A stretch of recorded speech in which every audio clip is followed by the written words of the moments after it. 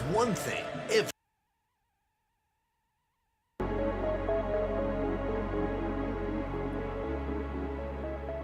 Ladies and gentlemen, welcome to Spawncast episode 253. We actually have quite a few people on tonight. Last we missed some people, but they have earned. We got MVG back here. MVG, how's it going? I'm doing great. It's awesome to be here. Thanks for having me back. We got one of our guests tonight. That is Mystic Ryan. Figured we had to have Ryan on because of the big news: Sony buying Bungie, talking about their future and plans over the next 5 years. How we doing, Ryan? Thank you for having me. Appreciate it. Always exciting. And then we have RGT85. Sean, how we doing, Sean? The Knicks are surprisingly winning, so not bad. Wait, what quarter is it? It's just started. The game started at 8:30, but Plenty of time to disappoint. I know. Hey, Sean, have you seen who's in first place in the East? I don't know. Probably some. God damn! I almost got canceled. Probably some lovely team who is great at basketball. Yes, sir. You can say their name if you want. The Bulls. Oh, I mean, they had a good offseason. I could talk about that all night. Let's and we do have another guest. Sean, do you want to introduce our other guest? So this is my friend, Celia. She is from Yacht Club Games. She does their PR stuff, so I thought it would be good to have her on since Yacht Club had a big thing on the awesome G4 TV this week. Yep, and she has willingly decided to come on camera with all of us. So I am not prepared, but thank you guys so much for having me. I appreciate it. Then we have OJ Playersons. How you doing, OJ? with it. Shout out to everybody that came through the Spawncast pre-show. It was fun. Yeah, a lot of people coming out. Yeah, we had like 400 plus today. Oh, it was good. good. Yeah, That's awesome. It was good. It was good. So shout out to everybody that came through. And yeah, I'm doing all right, man. I ate this week. Long week, but I'm good. We got Max, Dreamcast guy. How you doing, Max? Hello. Long good gaming. Light Sifu. It's been good stuff. Oh yeah, Sifu is out this week, and the reviews go up just tomorrow morning. Yep. It's Sunday. I have no idea why, but hey, I'm not a cop. I'll do it. Sure. Yeah, all right, there you go. And then we have Evan holding down the chat. Yep. Good to have Evan here. So we did have a big week this past week. We're going to talk about Sony buying Bungie, some of the sales between the PlayStation, the Switch, and we're talking about Sony's future with live services, because that actually has caused quite a bit of, we'll say, conversation online after some recent examples, maybe not doing the best. But do we want to start, Sean, with the Yacht Club game presents? Yeah, sure. So Start with that. yeah, might as well. So Yacht Club Games has stuff coming out. Obviously, you know, they did Shovel Knight and stuff. They did Pocket Dungeon, which just came out, but they had a new game debut, and it was on it's still on Kickstarter. Mina the Hollower. I think it looks really cool. It's a Game Boy Color style game. Yeah. I like it because it has that color palette that reminds me kind of like the Oracle, like the Zelda Oracle Ages, Oracle Seasons kind of. So it does have that Game Boy Color look to it rather than just like a Game Boy game that was then moved to Game Boy Color. So I like the aesthetic of it. It looks really nice. It has that retro, like modern vibe to it. Yeah, thank you. We're actually limited sprites to only 4 colors per like 8x8 pixel tile. So the team, you know, they love handhelds. They love the Game Boy. So we tend to stay pretty faithful, or as faithful as we can, to that style and genre. So that's exactly like the Game Boy Color, like the specs of the Game Boy Color. So that's awesome to hear that you're actually sticking to that palette limitation. So I think the game looks freaking awesome, and I can't wait to play it. I'm in on it. Oh, thank you so much. Oh my gosh, it's been like about 3 years now since we've been able to talk about it. So I've been waiting, a huge Game Boy fan, like, oh my gosh, when can we announce me the Hollower? So I'm glad that you guys are sharing the excitement. What was your question? I'll try to answer it. So like you got your Kickstarter, it was funded in like a nanosecond. That's what I heard. Yeah, we blinked and we're like, whoa. Yeah. Oh my gosh, thank you. There was like $350,000. What was the reaction when that happened? Our little hearts were like, oh my gosh, like, thank you. The original Shovel Knight campaign was funded in 2 weeks. And so we were expecting probably around there. Kickstarter, you know, isn't as like booming as it used to be. So we were thinking, oh, you know, we'll see. Like, it's okay. Like, you know, whatever happens, happens. And you blinked, and then it got funded. Today we passed the second tier for funding goals or stretch goals. There we go. And so we just announced like the 3rd and 4th tiers, and it's been a wild ride so far, and we're really excited to see where it goes. It's called clout. Wow. That's called clout. That's what happens when clout builds up over all these years. There you go. Yeah, almost 12,000 backers already. Wow, that's impressive. That's impressive. And it's coming out on the PS4, PS5, it's basically coming out on everything. Switch. Gotta get it on that analog like pocket. Shovel Knight, the goal is to put it out as much as we can. But you never know. Like by the time the game comes out, there could be a new Switch. There could be a new, new platform. Go on. Google Stream. I don't know. Oh God, the rumors begin. Vita. No, I want it on the original Vita. Oh, the original. Okay, maybe not that, but Come on. I know we have Shovel Knight's on there. You can That's what I played it. I played Shovel Knight like 1,000 times on 1,000 different systems. I've already played Shovel Knight on everything. Oh, my heart. Thank you. Also, I like that. I like doing a physical copy of the game too. Yeah. Like we're getting that with physical. It looks like it's going to be a soundtrack as well with it. Yeah, there's going to be a soundtrack as well.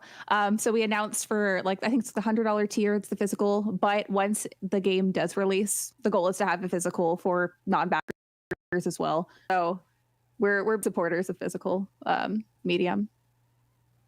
Are you doing it in house, or like you gonna go through limited run, or? So that hasn't been announced yet. We're currently working with Fangamer for the physical for the Kickstarter. But moving forward, we'll figure it out. See. Will there be an Intellivision Amico version? Oh man, right next to the Casio Luffy, we'll come with stickers too. Jeez. Oh, that's great. Yeah, I'm looking forward to this. It's gonna. When did you guys have the expected release on it? So we determined Club Games, we never give a date ever, or we try not to. We announced Pocket Dungeon would be coming out the following year, and it took a couple years after. But we are very transparent whenever we are going through the development process. So our backers in the community are going to be well aware of where it is at whatever time and point. I got a question, another one. Go for it. What's up? Are there cheese power-ups? Yeah, not to my knowledge. The way to power up in the game is 1 out of 10. Up. 1 out of 10. Yeah. Darn. No Swiss. Game ruined. Close the Kickstarter. Shut it down. Evan, I just dropped the Kickstarter in there. Evan, if you want to drop that in that, just in case anyone wants to check it out. I put it in the thank you. chat. Oh, okay, cool. Oh, very good. Yeah, Yeah, I do have also MinaTheHollower.com. So if you just type that in, you'll find it. Oh, cool. Yeah, I'm looking forward to it. I think that's really cool. I like the presents went really well too. Like the Thank kind you. of the presentation style format there. We So- worked so hard on it that warmed my heart. So it was really fun though, because we had a bunch of other announcements. We had the Pocket Dungeon DLC, the new update for that. We wanted to give an update on Dig, and it was Cyber Shadow's 1 year anniversary. So we packed it all together with our big announcement. It was so fun. It was a lot of fun. Okay. How many? Just kind of a random question. What's up? Approximately how many people are at Yacht Club? 20 people. Okay. And we just hired 2 people. So that's nice. it was 18 before. I'm gonna keep it a buck. When the Kickstarter dropped, I saw a lot of people. They're like, "Oh, why are they doing a Kickstarter? Why are they doing a Kickstarter?" And I'm like, these are the same people who went platinum.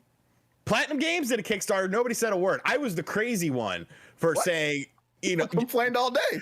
not as much as me. Not as much as me, and you know that. The And, king of whining is right here. Exactly. I was the crazy one, but this is the type of company that can do a Kickstarter, and I don't think anyone should say a fucking word. Oh, well, they did Shovel Knight. Yeah, there's 20 people who work at the company. Jesus Christ, you can give them some funding. It's not going to end the world or anything like that. So I just, I don't know. That bothered me, because I saw some people I fuck with on Twitter. They were like, "Oh, you're kind of an established company," and it's they made a couple games, and it's a small studio. Let them eat. Let them achieve money. I don't know. That just bothered me.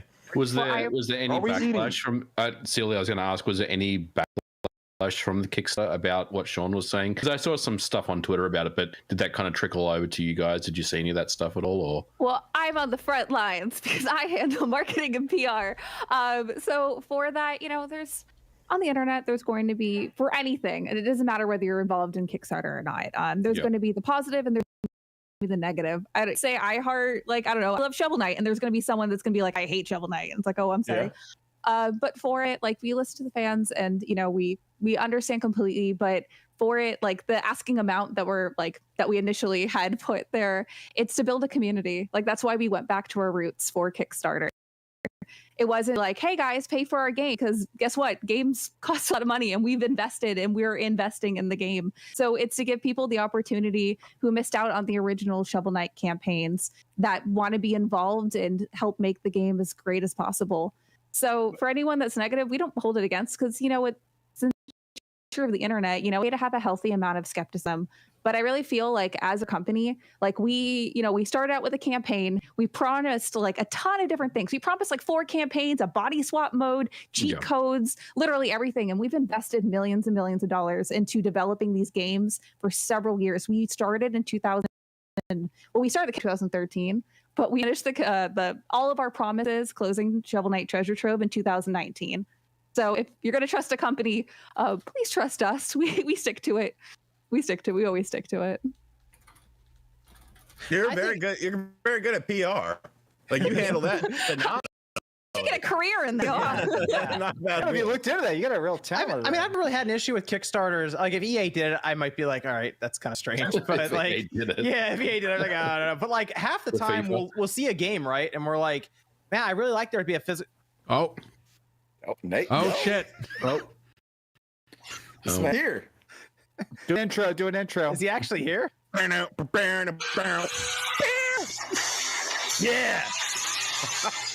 god. Copyright claimed. No, it's staticky enough. They won't. Yeah, so bad. The Boston Wiener Snake is here. No.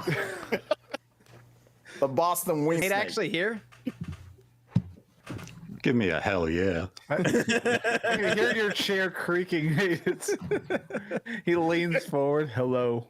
I was gonna say the Kickstarter thing with like independent companies, I don't really mind at all, because half the time we'll see these smaller games and we're like, I wish there was a physical copy for it. Well, there you go. There's a fund there. You can buy in if you want, and you can get a physical copy out of it that might not have existed otherwise, or the game itself. So now I do have one more hypothetical question. If it wasn't, let's say Kickstarter for whatever is completely bottomed out, would the game still be coming out? Would the game still be worked on? Yeah. So for this, our asking amount is $1 more than what we earned on the original Shovel Knight. We decided $1 more because inflation, because that's how it works, right? Right. Yeah. Okay. Good work, team. Good work. Okay. So for that, it's kind of one of those things that we're already planning to invest in this, but we gave the opportunity to help build a world, do things that we initially weren't planning on funding for. Like, for example, we announced New Game Plus. Initially, we were like, maybe, I don't know. We were considering maybe cheat codes, but not as crazy as we've done before, And so we kind of like embedded it to be kind of that process with things. But regardless, we were going to make Project Gothic, which is Vita the Hollower. Sorry, I'm so used to calling it that. Whoops. But for that, we were still planning on making it. So it's just making it better, and having the community involved. Okay. I think, honestly, I think people overthink the entire Kickstarter thing. It's essentially you're pre-ordering to become part of the community for the game. Yeah. If you want to be part of that community, you want to interact with the developers, you want to be part of the process, you're pre-ordering a copy of the game and those perks you get. What's the difference? I guess it's just because, like, it's kind of the a few bad apples can ruin the bunch sort of thing. So, and that's my thing is I'm at a point where I just don't trust any Kickstarter, even if it is from a company that I actually love and trust. I'm just at a point where I have been burned on Kickstarters. Like, I put a lot of money. I put hundreds of dollars in a Shenmue Kickstarter, and Shenmue 3 came out, and it's like, it came out. It's a story. Yeah, it's. You got your game. You got your game though, bro. What you upset at? You got your game. No, because the game looked ass. The whole process, the game looked ass, and you were. No. Here's you what were the whole time. It looked ass. Just because I paid them hundreds of dollars like an idiot, my thought was, I was like, this is gonna be Shenmue 3. They gave me Shenmue 2.5. They I'm did. Still mad about it. No, fam. I'm gonna push back on that one, Dreamcast guy. That game looked bad from the beginning. You kept on digging into it, man. No, what Max really wanted, and the reason he was buying into it is because you see the conclusion to the story. Yes, And, exactly. You didn't get it. It's like They eight didn't more- Nothing. They didn't even give There's you 8 Empire more Strikes parts. Back. They gave you like the opening credits for A New Hope.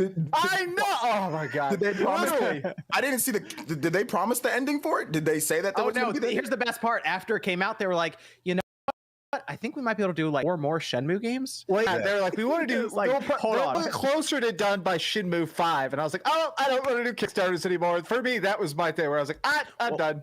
By the way, I'm just messing with Max. People, I know, yeah. You know, Jay are friends. I have permission. He could shit on me all I want. Check That's out- all he I wants.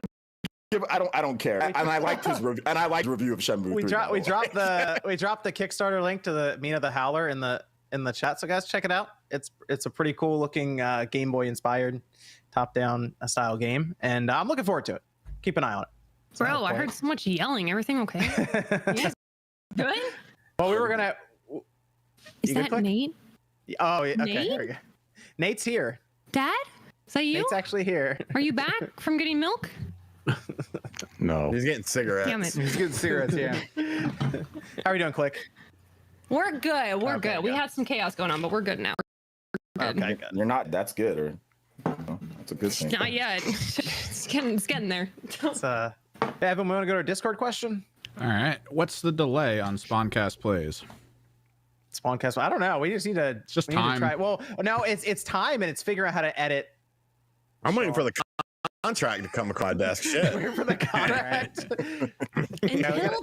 Until then, you can watch my stuff because there's plenty Yeah. of clips of Sean gargling while Half getting teabagged.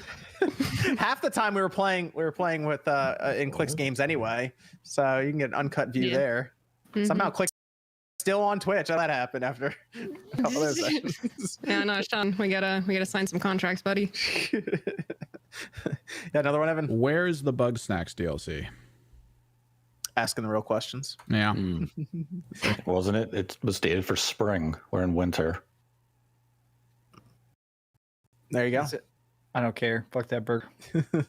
Hey, nobody hates Bunger. Look, I played that game. I beat that game, and I still don't really care.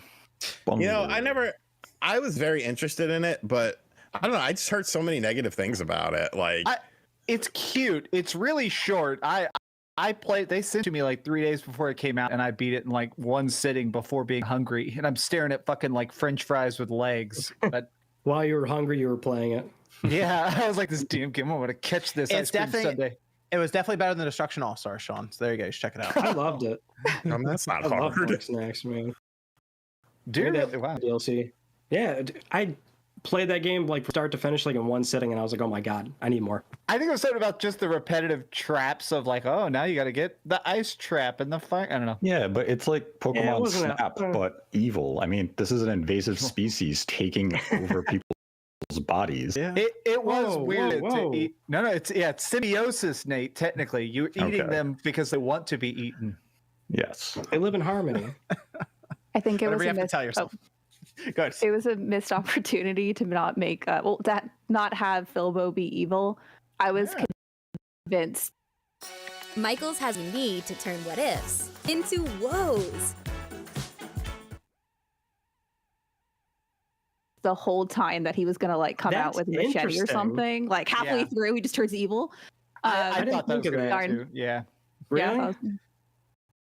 Yeah. Oh. Well, so they sort of Soulless eyes. Well, I felt He like they just were seemed also too innocent. they were kind of telegraphing it. I thought with just this overly cute village of people singing around campfires. So like one of these people has got to be a serial killer. Right? That's where they're born. Yeah. That's where they originate.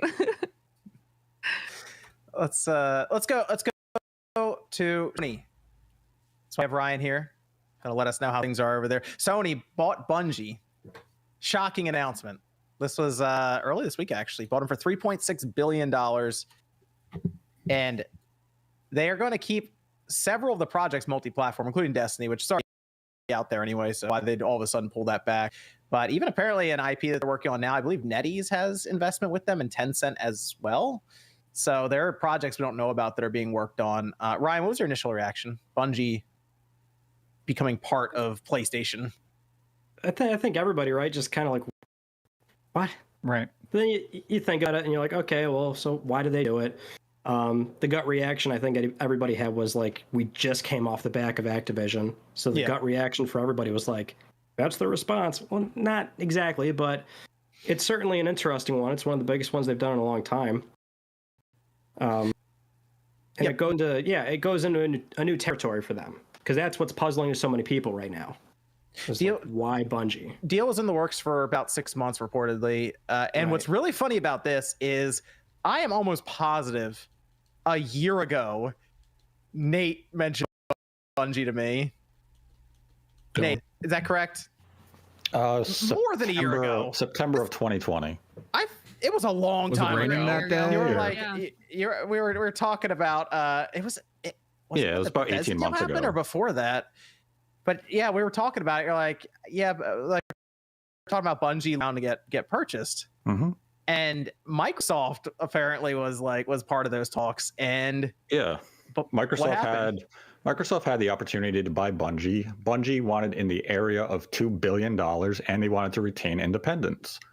Microsoft did not view that as a good deal. They thought the price high, and they passed. Since then, Bungie has continued to shop around. And the surprising thing with this deal wasn't that Bungie was bought. It was that Sony was the buyer. Bungie needs funding. They have big projects in development. They need someone to fund these projects. So they've been looking for a buyer for the better part of 2 years. Sony overpaid, but in the long run, this is a good investment. I actually wouldn't have been surprised if Take-Two or someone like that bought him even. Yeah. Well, if I had woken up to that, I think I would have been like, oh, all right. Yeah. Like Sony, you immediately go, whoa, like. Well, Sony doesn't do a lot of multiplayer stuff anymore. Like they used to do more multiplayer stuff, and now they kind of fell off of it. And now you wake up and you're like, oh, they bought the original creators of Halo. Mm-hmm. Well, so like that's the exact. So that's my gut reaction. Really was like, okay, because we've got like even before their holder meeting or the earn call, they've got upwards of 10 something live service games that you could have easily looked through and go, okay, they're making a big push in this area. So for me, I looked at it and I was like, all right, well, that's why they're doing it. Having them like come out right away and be like, oh yeah, we're staying independent, self-publish. That goes to what Nate's saying, because I believe I remember that too a year ago, where it was floating around that they were looking for a buyer. But they left, Microsoft how long ago? Then they wanted to get out of Activision. So it's clear that was very important. It was very important to them that they wanted to keep their dependence and Jeff's got the make sure they receipts. can publish everywhere. And keeping the names and everything. That's actually one of my concerns with this deal, is that we've seen Bungie kind of be reactive to when they are being told to do something by their owner, be it Microsoft or Activision. Their immediate reaction is, I'm out. I want to be sold. I want to go back to independent. So you almost have to have a little bit of concern in the back of your mind of what happens if in 5 years Sony begins to dictate what they want Bungie to do. Is Bungie going to say, we're done. We're going to fully independent. We don't want you to tell us that our next project has to be a new Destiny game when we want to make a new IP. Because that feels like it's something that could happen. I'm not saying it will happen. Seems unstable, though. You think they wouldn't have vetted that out after spending a couple bill? It's business. Plan something out. I mean, I'm curious what's going to happen if Sony's like, the next game you're making is exclusive, and that's that. Well, see, that could be one of the things that would make Bungie potentially be like, you promised this wouldn't happen. Well, what if this is the answer to the shooter genre we were asking, for a couple weeks now? That's what we kind of think is happening right now, and that's the reason. I mean, if we really think about it, the reason they bought Bungie is so they could fast track all of the failure that we've seen companies go through to find a good live service game, because Bungie's already done that. Like Destiny 1 had, I mean, when it launched, I don't know if people remember this, there wasn't that much to do in Destiny. It was kind of bare bones even, and they just built on it as they went along. And now Destiny 2 is this massive thing that has 1 million people on in a day, which is crazy to think about, but like 1 million concurrent players throughout a day. And they just want to get over all that. Apparently proprietary tools have been built by Bungie and all this now built up. I mean, look at what we're dealing with Halo right now, Sean, MVG, everyone. Like Halo itself, Infinite, just doesn't have a lot to do in it. And it feels like 343 just doesn't understand how to run a live service shooter now. It's honestly, it's kind of concerning. I think I'm in like 10-minute queues already. Like it's already feeling like Overwatch queues just to find other PC players on Halo. Especially at night. I can only play like during the middle of the day. If I'm wanting to play not crossplay, if I play crossplay full squad, maybe I'll get a game pretty quickly. But like PC players, like they're already like just even the they're balancing in console and PC experience, kind of embarrassing. Like the decent, embarrassing. The no collision, kind of embarrassing. You see it makes me wonder what could have been. The fact that you can't report cheaters and they get banned is embarrassing. Close the borders. Go, the more there are. There's a clip that's going viral on Twitter now called "What Game Am I Playing?" It shows someone jump down a hole and someone punched at the top, so it sucks them back up to kill them. Where it's like, well, that person probably punched you, so we'll just go ahead and round it up. It's the weirdest looking. But even on top of that, the in-game economy, it seems like 343 just understand how to deal with that. It just comes with experience and time as they get feedback from their community. Whereas Bungie's done that for like a decade or so, like a long time, and they understand, okay, this works, and this works. This doesn't work. Go ahead and get killed. Bring Killzone in. All right, now we're going to go ahead and set all this up for you. I mean, they have over 800 employees. Like, they have a workforce. They're ready to roll. Have y'all looked at This Week in Bungie? How Bungie does like a weekly PR report where they talk about what they're working on? It's posted on Steam like all the time, yeah. Yeah, I only read it every once in a while, but it's so interesting that they are such a well-oiled machine that every single week they can tell you what they're working on, what they're excited about, what patch is going to be. I was like, could you imagine even one tweet a week from 343 at this point? If they're like, hey, I was gone for a month. Sorry, I was making sure this map stopped sucking every dick in the club. You know? Well, one part of the deal that I think is pretty clear that they bought Bungie because of the workforce, they're offering like $1.2 billion in incentive basically to stay there.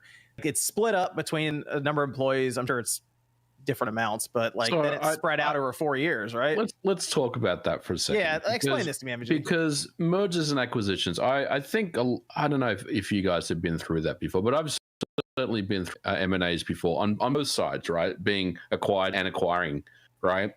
And usually there is a pool of money that is put aside to retain employees during that period, right? And I think that's what they're saying. Like, I don't feel like this is anything different than just a standard M&A practice where they basically say, look, we'll give you X $100,000 to stay while the period is ongoing, and then once that is done, the deal is done and it's all done, then they may ask to retain them for another year or something like that, and offer some incentive to do so. But it's kind of standard practice, so I didn't really feel like that was anything kind of out of the ordinary, really.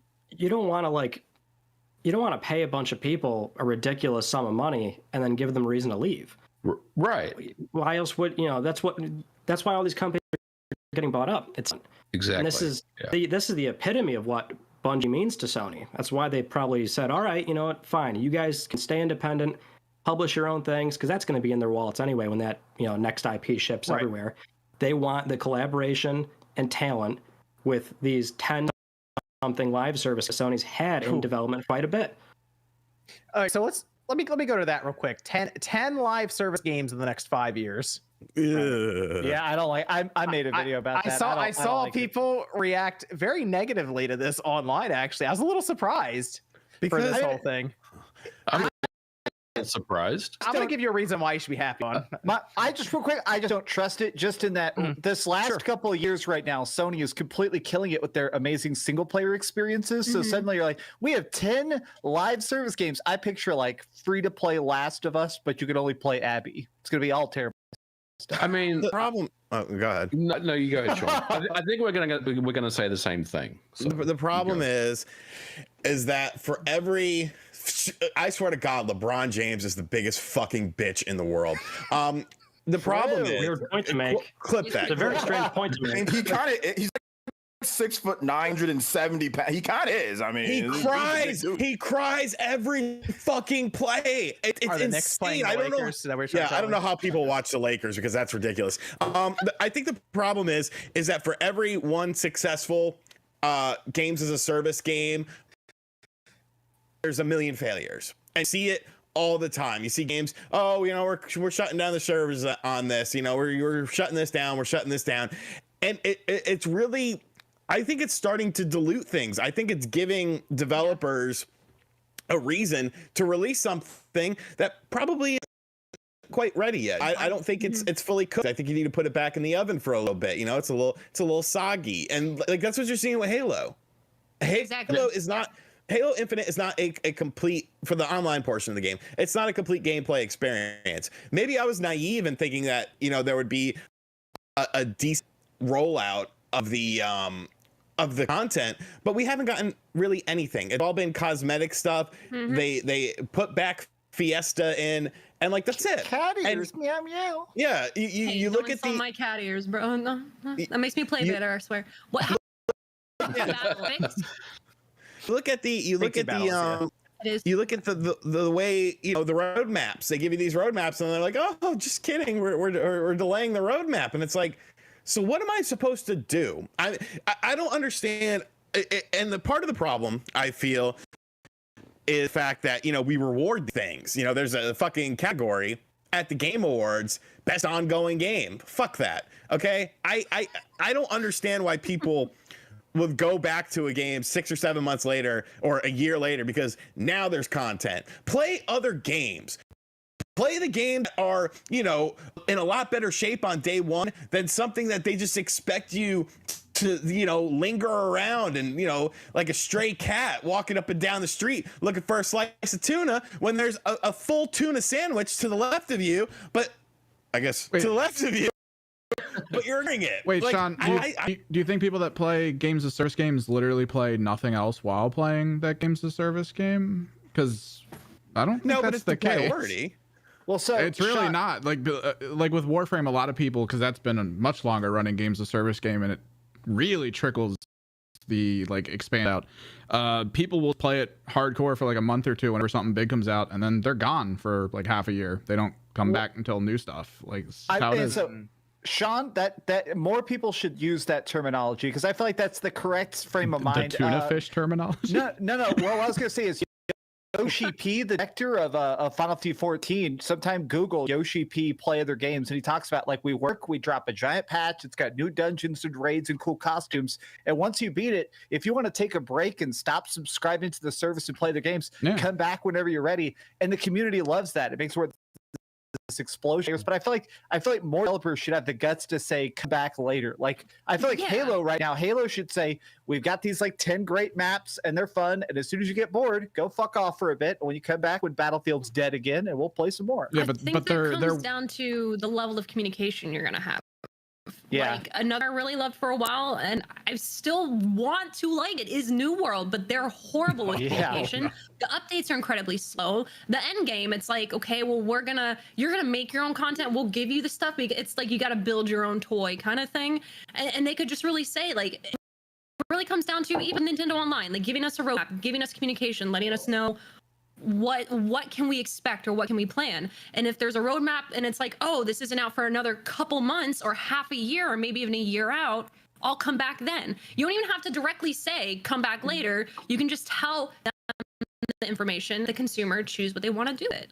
So it's all communication of the team. You know what the issue is? But they never like promise all this stuff. That's why I have this issue with these live service games. Everyone's expecting, why don't they tell us? They never say anything, or when they do, you know they're not going to stick to it because game development is hard as hell. It's not easy things. VG, you know this. Like you can be set on one thing. Hey, this is what's going to happen, and then a wrench just gets thrown in the plans, and you're like, damn, it's going to make me look like a liar, right?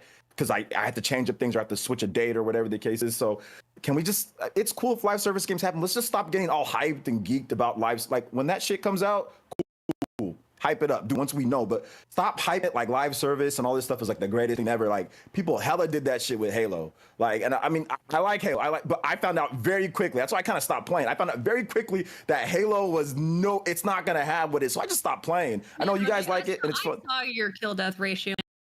And we don't know why. What? Ooh. My kill ratio is not that bad. Wait, hold I bailed on a positive. What do you do? What you mean? My kill death ratio ain't that bad. And what you mean, Click? We have to convince you to buy the game. Hold up here. We had to convince you to download the game. You didn't even want to, and you were complaining and crying and whining. First time that you cried and whining on everything. You know Hold up here, young lady. You know why? I kid you not. This is still something I will remember forever for the rest of my life. I'm like, why is this basic feature not in this game? And 90% of the answers I got, it's like, oh, well, it's Halo. Yeah. Oh, well, it's 4-3. And I'm like, shouldn't be the answer. So like I said, you were crying, whining, and complaining. But now you want to talk about my kill death ratio? Yeah, you were crying and whining about the game. I feel like this shows that Miss Click is awesome, though. The fact that she go like, this game sucks, and then absolutely be a god at it, and then still be better than you. And sucks. You on there, Click? Waste my time playing game. Like you guys, now y'all playing how bad it is now. John, I can't get to Onyx because I can't find games. I cannot find games. I'm sitting there for like 10 minutes. I'm watching, I don't know why I'm watching y'all's videos, but I am, and I'm lurking. And fine. I'll get on Halo. So you both in queue for forever. I find we were playing last night, Sean. We were finding games immediately. So is the game bad or not? Is there a problem with the content or not? Click. There is. Oh no, for sure. Like I can't even like fully necessarily always stream the game because there are times like I'm not the kind of person where I rage, but I have almost broken this mouse. My very first thing I've ever broken has been because of Halo, and it's embarrassing. Like I literally had a tweet ready last night. The desync at Halo is embarrassing, but I knew that would be bad PR. So instead, I'm just gonna say it in live person in front of thousands of people.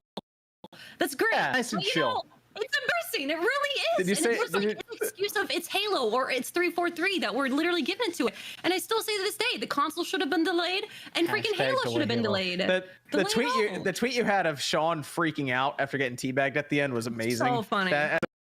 Great sound. There's another one too. I gotta send you guys. Back to the live service stuff. 10 of them coming out in the next 5 years.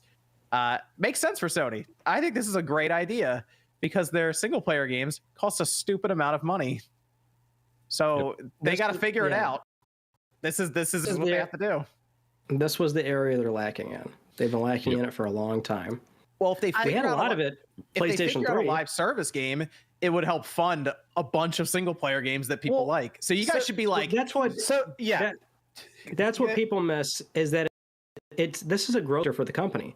It doesn't mean less. They would ideally love to have a successful live service game, successful single player, a successful service that you're subscribed. They want to do all those things. It doesn't mean you're not going to get another, linear God of War that has, you know what I mean? So, and this is right. That's the point I feel like people on Twitter were missing. That honestly even took me a bit to sort of come around on, is the idea of like, this isn't less games, it's more games, and some of them you're going to say no to, but this probably just means like, because also in that report, the next sentence says that they're also trying to double the output of or double the sales of the player games, which probably means more of those as well too. So. Like if you decode the actual 10 games, it's all these new teams or it's projects that they signed on outside of first party. So things like, well, in first party it would be like Naughty Dog's factions. What do you got? Omniac's hiring for multiplayer. London's hiring for multiplayer. Yeah. Guerrilla's got a second project that may be live service. Outside you've got Deviation. It might not be live service, but it could be. Haven clearly is going to be one more than likely. You remember Max Legends? Remember what I said last year? Max, I said it won't be long until Sony launches a game day and date PS5 and PC. Yeah, well, the first one they do is going to be a live service. And I told you, I said it's going to be a live service game. I think you even guessed that it was going to be factions. I think you said. I remember because we did a couple of Last of Us videos on my channel. I remember you were like, all right, whenever the multiplayer comes out, it's going to be everywhere. So I got live service, I got multi-platform. If it is factions, that's going to be hilarious. I'll have to go find that clip from like a year or two ago. But I mean, Jim Ryan basically told us, hey, when we make really nice single player game like God of War, we expect 20 million's our roof for selling. Like that's like the roof we expect. I don't think we're gonna go much further. And he's like, that frustrates me because I want hundreds of millions. So how do we get there? You make live service games that consistently cycle people through, and you make a lot of them, and you multi-platform. Here's the other angle of it too, is that we're getting a lot of this live service stuff. Now Bungie's here. So I'm interested. Like before I was kind of like, oh, okay, a lot of live service stuff. I'm not that into it. Bungie's here now. Let's see what that influence looks like once they start shipping. We're looking at 10 by March 2026. Faction's probably way too far along for them to maybe influence that. I game think they could economy, help. whatever I they think have they could made help up. with the. I think they could help with the economy initially. Like they could help figure that out pretty quickly. Sure, but they're not going to perhaps. help from like early development. Like, oh, this is Yeah. how physics. Or, oh, you know, I don't think they're doing all that. But probably something that's tentatively scheduled 2-3 years away. Bungie may very well turn that project around. Yeah, yeah. We don't know. You know what? Here's the one I'm curious about. I have a feeling Twisted Metal is live service. Yeah, I would add that in the 10. Well, especially because those leaks came out like 3 weeks ago, make it like they're totally trying to restructure Twisted Metal internally right now. It'd be interesting if they were like, all right, pause, let's wait till Bungie can come and sit in the room too. And yeah, so it's gonna be live service, and that's what I'm curious about is if Bungie comes in and helps them with it. But if they bring back some classics, I'll be interested to see what they do with it. So okay, let's do that. What game do you think Sony should bring back or turn into a live service game? Because they got 10 of them. They got the intellectual properties, but which ones do they pick? Silent Hill. See, now we're talking. Now we're talking. Silent It had to Hill. come up. I mean, bringing back, Brian obviously just mentioned a Guerrilla Games project. I would actually be very okay with a live service Killzone. I think it'd be really cool if they had some I think they're seasons I don't and think they're stuff. going to go back to it. Well, I don't think full team. But I like the idea of getting people who worked originally, because recently I've seen a lot of people come back around on the idea that Killzone has some really good art, some amazing It gun had design. incredible world design and everything. Yes. Yeah. And so it's the type of thing of like, I hope we could get that team and that spirit, and then let's get Destiny Kinda like- gunplay because it's kinda- way better. Like kind of how we've seen like the Division or Destiny or something like, where it's still like an adventure style game as well, mixed with live service. That what you're thinking with Killzone? Yeah. Or I mean, yes, but I feel like live service. I have a feeling it'd start off maybe Like player versus environment as well, like those kind of. maybe, but I cool. feel like that would be more down the road. I feel like to try it out. I don't know. I feel like they would try. Just start off with some maps and some arenas and start putting in like unfold some story in it later. Kind of in a weird way. I kind of wonder if they want their own Destiny, something that they can just build on with content constantly rather than always pitting people against each other in like arenas. I think the only difference is like Destiny is such a big, expensive project. Jeff Grubb had a tweet the other day saying like that Destiny was a 10-year plan and we're 8 years into it now. Yep. And it's like, it's weird now. Like, okay, yeah, Destiny really came together.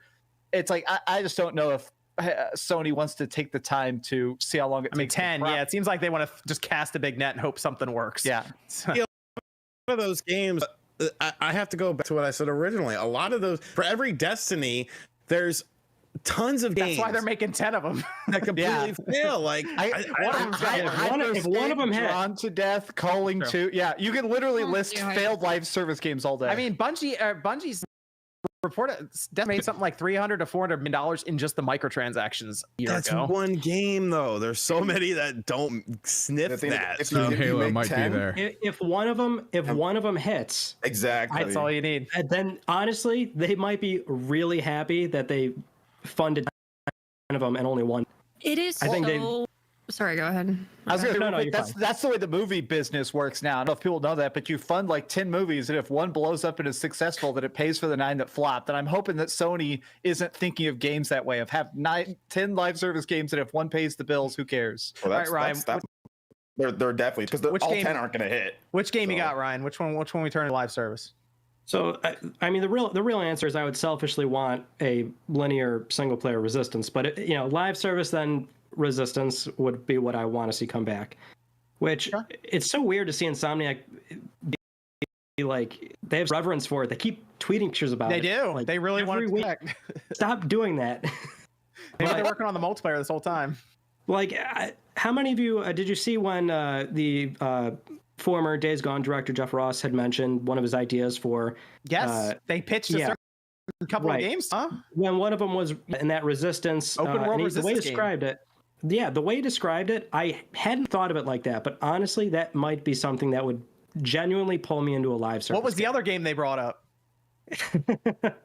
What was the other game? Siphon Filter. Siphon Filter, right. So those are two games they're thinking about right now, and they're talking about 10 live service games. Siphon Filter live service. It's going to be like the Division. I would love an open world with a mothership in the back, and you always see the mothership, and players are always trying. That sounds so dope. So I don't care for live service, but that probably hooked me. I feel like they have 10 live services in mind because they've looked around the industry, and they've chosen 10 different games that are already like working, and they're like, let's model one after that, let's model one after that, and they came up with 10 of them, and they're just looking at their IPs right now. The weird thing is that they're all about quality control. Like they care deeply about that reputation for these single games too. It's the really awkward position they're going to be in when they ship 10 something live service games, and we all know all 10 of them are not going to do well.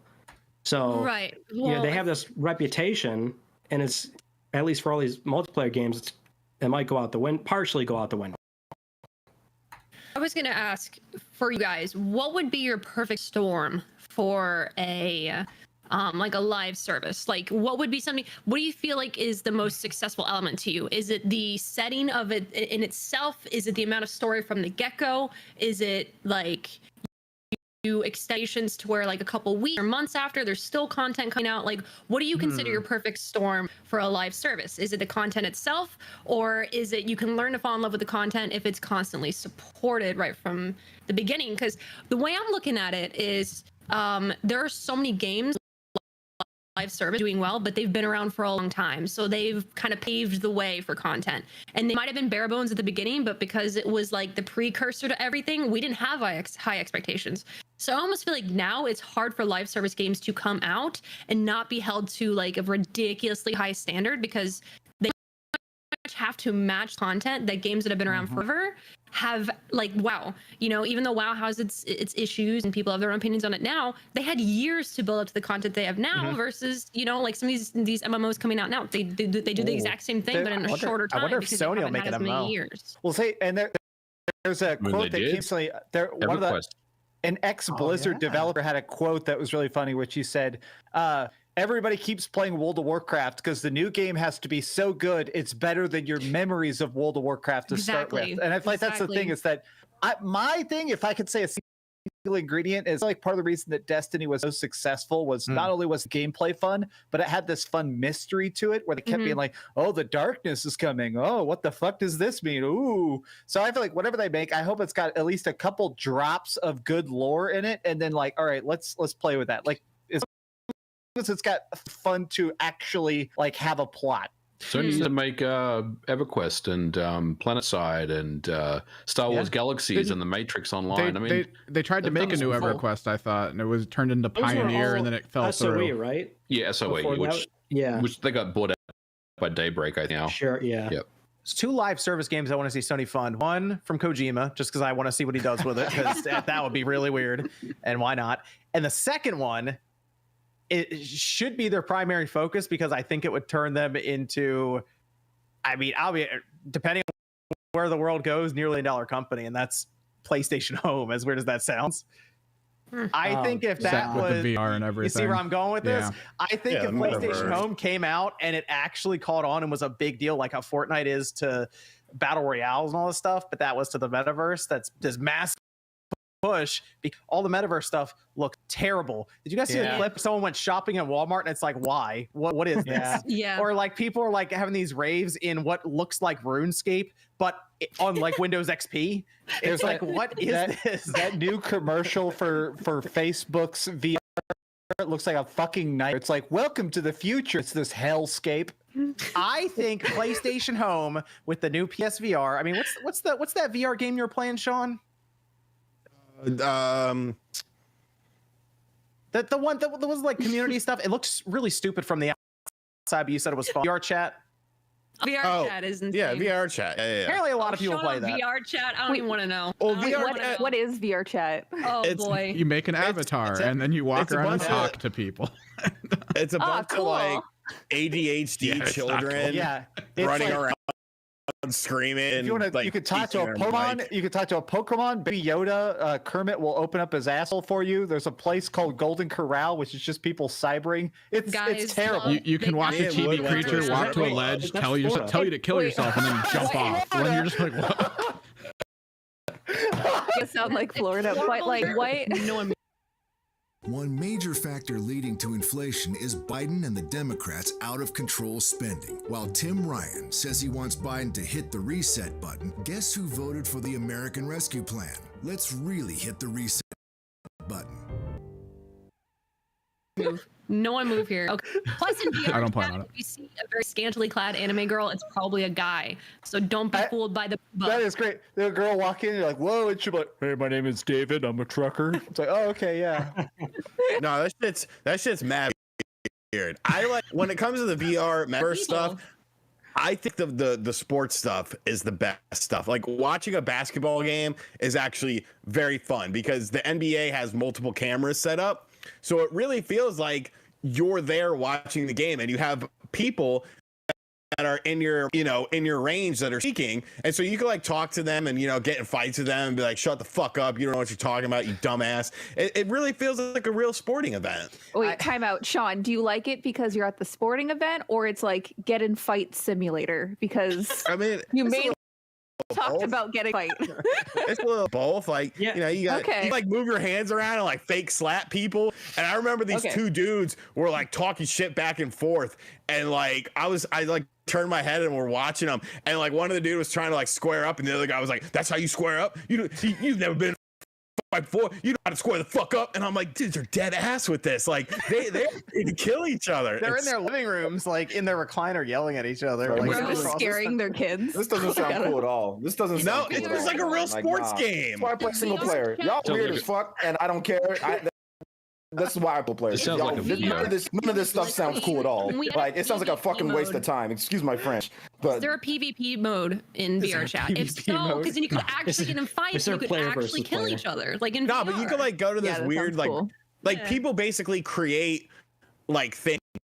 And then you to these things. Yeah. Like one of them was like a movie theater where like somebody had created a movie theater and you could like choose to watch a movie and like pick which one you want to watch, or you could watch with other people. There was like a weird robot strip club that me and Wood went to. And like I went up onto the second balcony. I was like, don't fucking tempt me. I'll jump right now my neck.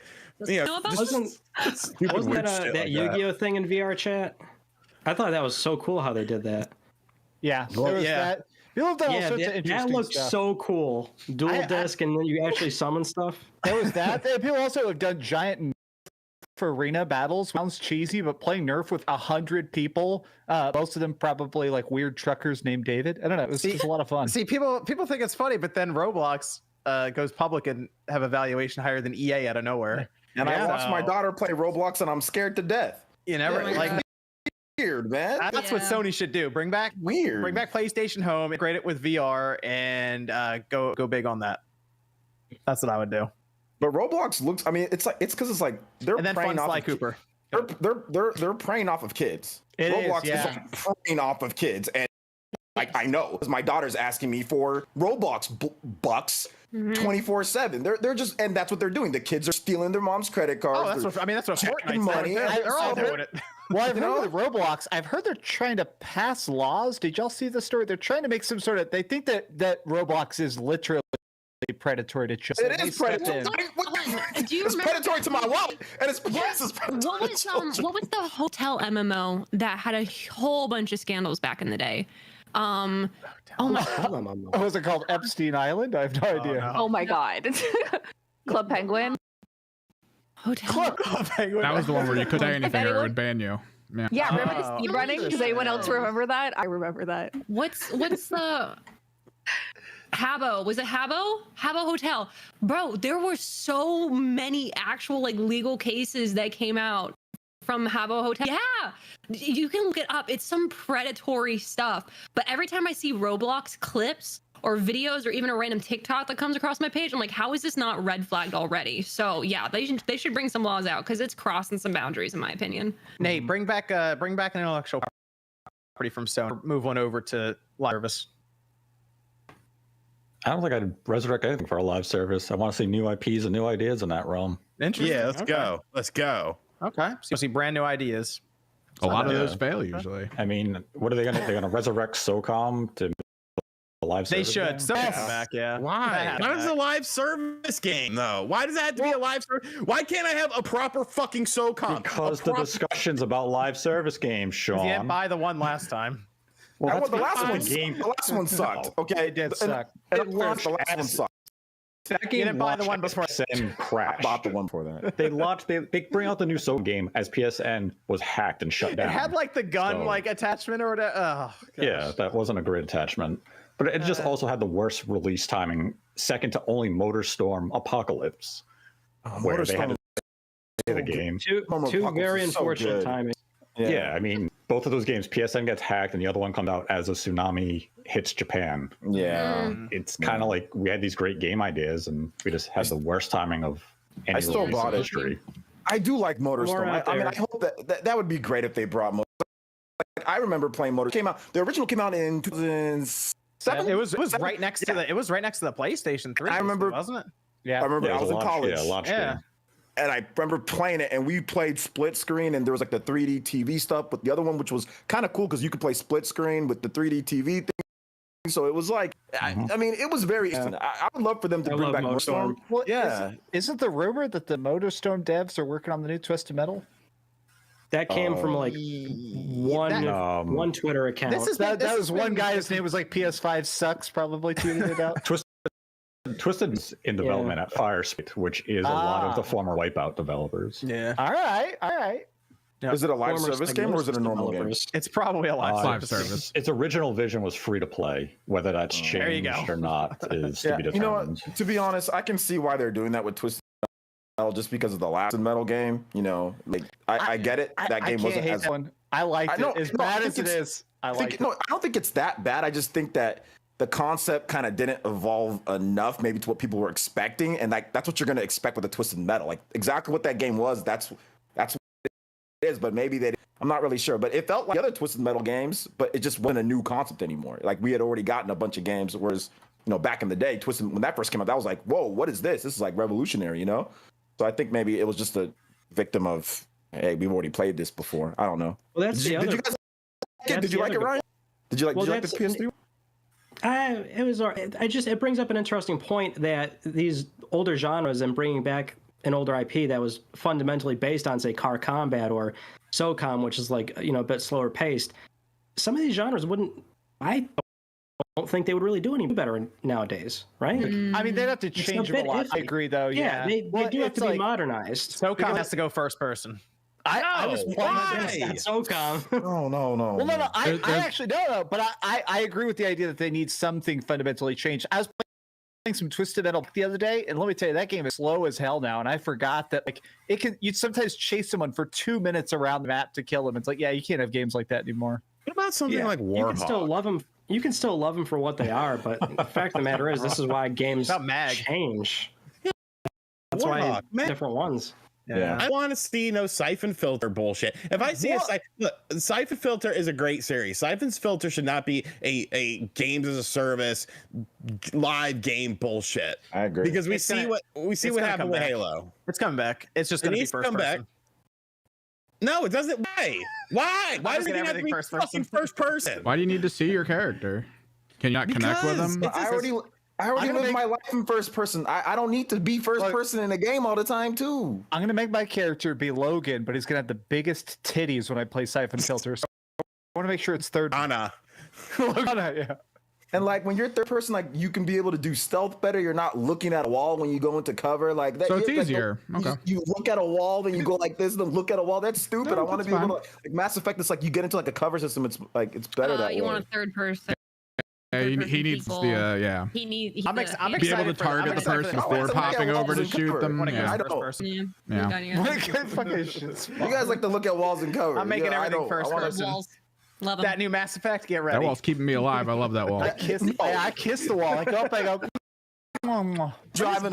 Where's EA? making a first person game? EA San Francisco. If Mass Effect is in first person, somebody is. Oh man. It's going to be first person, like they want you to know it's first person. So any little movement, it's like they got to show you that it's happening. They better not, dude. I'm serious. They better not. When I was in LA, on the original Xbox, I had taken a Uber at one point, and it dropped me off outside of the EA building. So I took a selfie that I put on Twitter, and I was like, "Wow, it's this big spooky building." And I was like, "Wow, they're asking me for my credit card while I'm outside here." Is that the best opening, by the way, in first person from back in the day, MVG? When they it's like first person where you're like doing martial arts and stuff, and you see the kicks and stuff, and they're like, "We need you to know this is first person, so go in the bathroom and throw up." like that was pretty like they awesome. show the whole thing first person. Like this is weird. You could throw up in Metal Gear Solid 3, which is a third-person game. No, first person. I'm tired. First Not everything person. needs to be. So I think Breakdown came out before Metal Gear Solid 3. I do like Breakdown. Yep. Who's listening? Are you listening to like fucking Spotify on your phone, Nate? That's my radiator hissing. Yeah, you don't remember his voice effects from his room. It's gonna It's been sing too beat, long. all right? Let's go to a Discord question. We'll come back for the Nintendo Sounds like kill them all. Sony sales. All right, Don't insult my radiator. With Sony seemingly getting back into making multiplayer games, as we were talking, do you feel Sony should go back and purchase Daybreak? No. Just think if I can buy Daybreak. I don't think Daybreak owns them anymore. I think someone else has bought Daybreak. Like, I think it's kind of moved on since Daybreak. Ryan, you may know more about it, but like, I don't know. I mean, Yeah, I don't think that's like. I don't think you could even go about that. The remnants of that company is long gone, right? Yeah, yeah. The amount of people, the turnover, it's been too long. Like, I don't know. That'd be a toss up. Yeah. No, Like there's your way of being like, weird question. You do another one, Evan? Everyone's been talking about this one. We're sure though that this Bungie thing was a deal that had been going on before the Microsoft thing. It's not a response. That's correct. They probably didn't close this in a week. Yeah, no, this one they didn't just like pick the phone up. These type of things. Oh, there you go. Oh, sorry. Yeah. Oh, I can talk now. Yay. Okay, so for deals like that, the developer side of things, they're going on for a long time. Like one email with a lawyer takes like 2 weeks. And something that's like huge when you're not just, like there's a team of lawyers, there's a team of every different pipeline it needs to go through. This is probably going on a year plus. So no, high-fived around. But I am curious of like how the, like, I guess background, like conversations did happen for the purchases, but in no way it was a response. Or it was a very long response. Let me ask you a question though. Yes. You're trying to tell me after Microsoft purchased Bethesda, there wasn't any press. I think it could have been after close the Bethesda, deal. right? Because that was a long was a time while ago. ago, though. But for Activision, definitely not a response. We don't know how long they were shopping for, who turned down what, like whose priority was going on, when did discussion start? Because you can circle back to a conversation. They could have the conversation years ago and been like, we'll respond to this email later when we're done red lighting this contract. So we don't really know, but to say it's a response, I feel like is assuming that people are just throwing around, like, how much was it? Like 78 billion? It was some ridiculous. Yeah, $7 billion. Yeah. $7 million. Yeah, no, that's not a petty response. No. Wait, hold up. I was talking about Sony with Bungie. You said 70 billion. That was Activision.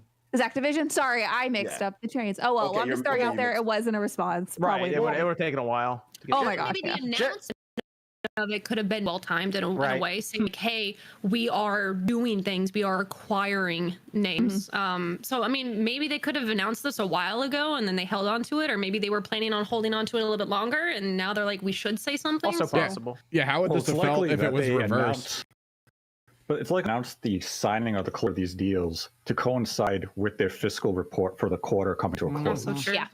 Yeah, when your shareholders to disclose stuff. We also we know for a fact that this has been in the works for 6 months because they tweeted out a picture that showed them meeting 6 months ago. So it's like either they met for 6 months ago, patty cake, where they were working on it. I want to make sure I clarify. I don't think it was a response to Activision, like, because that was too. That's just there was no way that it was be that quick. That's ridiculous, right? I was just simply talking about how Microsoft has been purchasing up companies now for years at this point. So I felt that maybe there is some pressure to overpay $1 billion because you have this other company that's consolidating everything, that's putting everything on Game Pass, and clearly that's becoming an issue. If we all know that's becoming an issue for Sony, it's a thorn in their side. I know people don't want to sit there and say that, but it is, because now they own all these third-party games that sell best on your phone. You see, a lot all of these games sell on Sony, yet now Microsoft owns all of these games. You know, a lot of these deals are really coming down to companies are out there who want to sell, and it's a matter of, if we don't buy this company, be it a Bungie, an Activision, a Bethesda, someone else is going to. If we're in a position to buy, then let's take the opportunity and let's close the deal. And there are a lot of big names that are shopping for buyers right now. And you're going to see deals get closed with these individual companies within the next year or two. And it's not a matter of Microsoft or or whoever the buyer saying we need to consolidate our power. Here's the opportunity. Is it a good deal for us financially? It is. Let's go. And it's just a matter of these companies looking to sell. That's why when people say Nintendo should buy Capcom, that's under the assumption that Capcom's looking for a buyer. Mm-hmm. Well, do you think all of a sudden studios are like realizing it's a good time to sell because of inflation and everything with cash? Some they're realizing it's a good time to sell. And it's also some of these companies are saying these games are skyrocketing in price and budgets. Valuations. Continually inflating how much it costs us to develop a game. We cannot sustain ourselves. If we can sell to the highest bidder, let's come out while we still can before we get hit with a large amount of debt. And that's what's happening with these companies. If it's costing you $100 million to put out, just as an example, a Call of Duty, that's not sustainable for a long time, because now you have to make hundreds of millions, $1 billion on a game to really stay afloat. So now if you're Activision and you have an offer from Microsoft to come in and say, we'll buy you for $70 billion, and you're looking at your games in development saying, this one's going to cost us $250 million, you're saying, let's get it out while we can. They're willing to buy us, let's do it. It's going to happen with a lot of Western developers. Speaking of Western developers, I remember there was an interview with one of the guys who works on Doom talking about when the Microsoft deal and everything's happening, id and Bethesda all getting purchased at once. And he was like, yeah, it just takes stress off our back, because now while I'm working on the game, I'm not worried about sales and marketing, and I hope nobody makes a PR blunder. I just have to make the game. I don't have to worry about anything else. I just have to make the game, because Microsoft's going to keep paying my rent no matter what. Let's go to another Discord question, Evan. With the Activision taking so long to finalize, what effect will that have on the potential Activision IPs and projects going forward in the meantime? The existing Nothing. ones? Nothing? Yeah, Nothing. Really? Nothing at all. They remain under the guidance of Activision until the deal is done, just as it was before it was closed. It's business as usual. Yeah, I think the only thing we'll really see a change in is whenever, contract stuff ends, years from now, after they've already, assimilated and seen what games change. Fucking what foul! Oh. God damn it! That's why I can't watch sports. This man is having the worst night of his life. I forgot that that's what was going on. I'm like, is Sean okay? Like, he's not okay. He's never okay. Should have seen me during the 49er game, bro. I think I almost punched a hole in my wall. Well, it happens when you have G as your quarterback. Yeah, true. What I'll be curious to see is how fast all those Activision games drop onto Game Pass after the deal completes. They just flip a switch, and like the next week, all the stuff just drops on there. So yeah, let's go Wasn't that how Bethesda happened? It was pretty quick. It closed. Yep. Yeah, it was a lot of stuff went on there. Then they even started putting out like the Series X boosts like right after that too. Like now these games run at 100 FPS, which is crazy. Yep. And let me go to some of the super chats here, and then we'll talk about the Switch and PlayStation sales. I Live for Retro says xCloud could really those Stadia if Microsoft can swing a deal. I think Microsoft's pretty content with their service now. I am curious who buys some of Stadia's technology, though. We'll see. Tijo says, a couple days ago, John, you mentioned a sale on the Switch eShop. When I go there, none of the Capcom games are on sale. What's up with that? Lying piece of shit. Games are on sale. Are they regional? Fraud. Come over to RGT. Yeah, I covered that too. They were definitely on sale, but what region is he in? Maybe it's not in the NA. region. It says North America. NA. He's probably he lives in one of the fake states like Connecticut. Lies.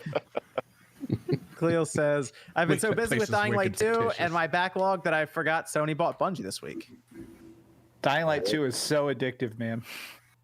It's fun. It's fun. It's wonky, but it's fun. Zoob says, I don't know my content creators who don't like cats will make an exception for the the shot in of Balin one review. You got it. Wednesday. That's coming up. So we're gonna talk about that in a minute. Actually, 2.3 ain't 3. Hold on. Motherfuckers. PT says, I asked OJ on the pre-show, wanted to ask the cast thoughts on a new Poke Park game, and OJ, why do you think it's not needed? Love them growing up. It's a dumbass game. That's why. That's what my actual opinion of it. Poke Park? What is Poke Park? I think I remember it.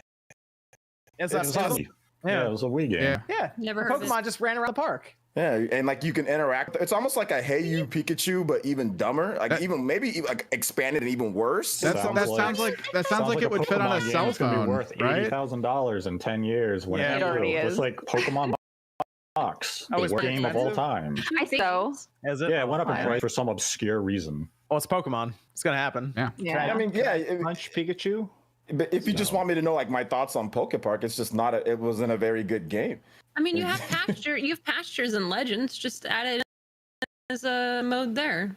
I mean, yeah, they can always do that. Like a Pokepark or like anything like Hey You Pikachu, all that type of stuff. You can just do that in the main games. You don't need a whole separate $50, $60 game for that. Those are all side people to buy it. Yeah, yeah. content. This game looks fake. Like the cover of the box is so shitty. A bad Photoshop. I remember I had it. I gave it to a friend, and now I wish I had it back because it's. I remember we used to always have like should. 5 copies of that in the store at all times. I just look at it on the shelf constantly. It's just there. It looks like it's worth like $40. Oh, that's actually pretty good for a Wii game.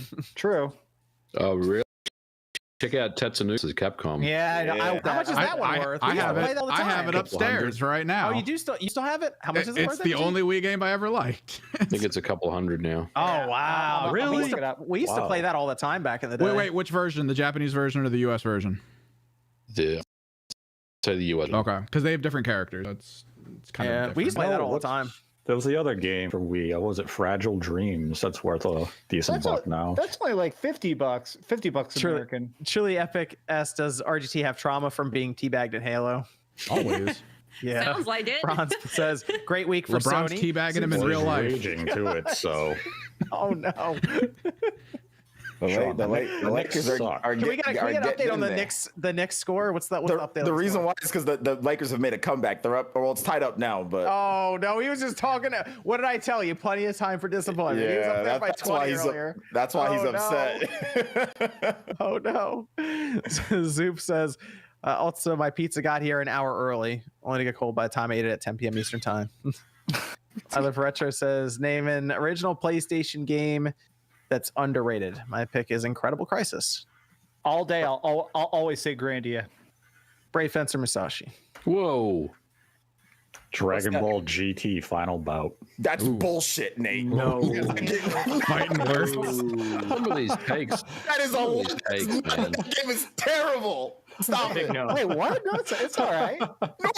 No, you guys are trolling me. I'm getting I'll be trolled honest. right now. There's like 10 DBZ games on PlayStation. I could be mixing it up. No, Final Bout is There one are. of the worst I'm getting 3D trolled. fighting games on Is it? PlayStation 1 Well, of all time. let's see how much it costs. I knew it. I was It's an getting trolled. I knew underrated it. game. I think it's like $30-$40.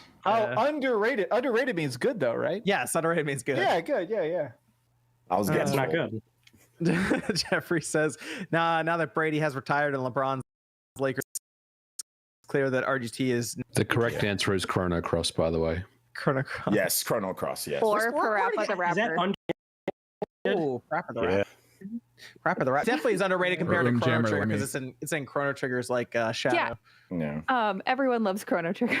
Yeah, Yeah. and Chrono No, Trigger is I one of just- the best games of all time, and then you have Chrono Cross. Yeah. Chrono Trigger is my favorite game of all time, and then Chrono Cross came out. I was like, it's good, but it's not the greatest of all time.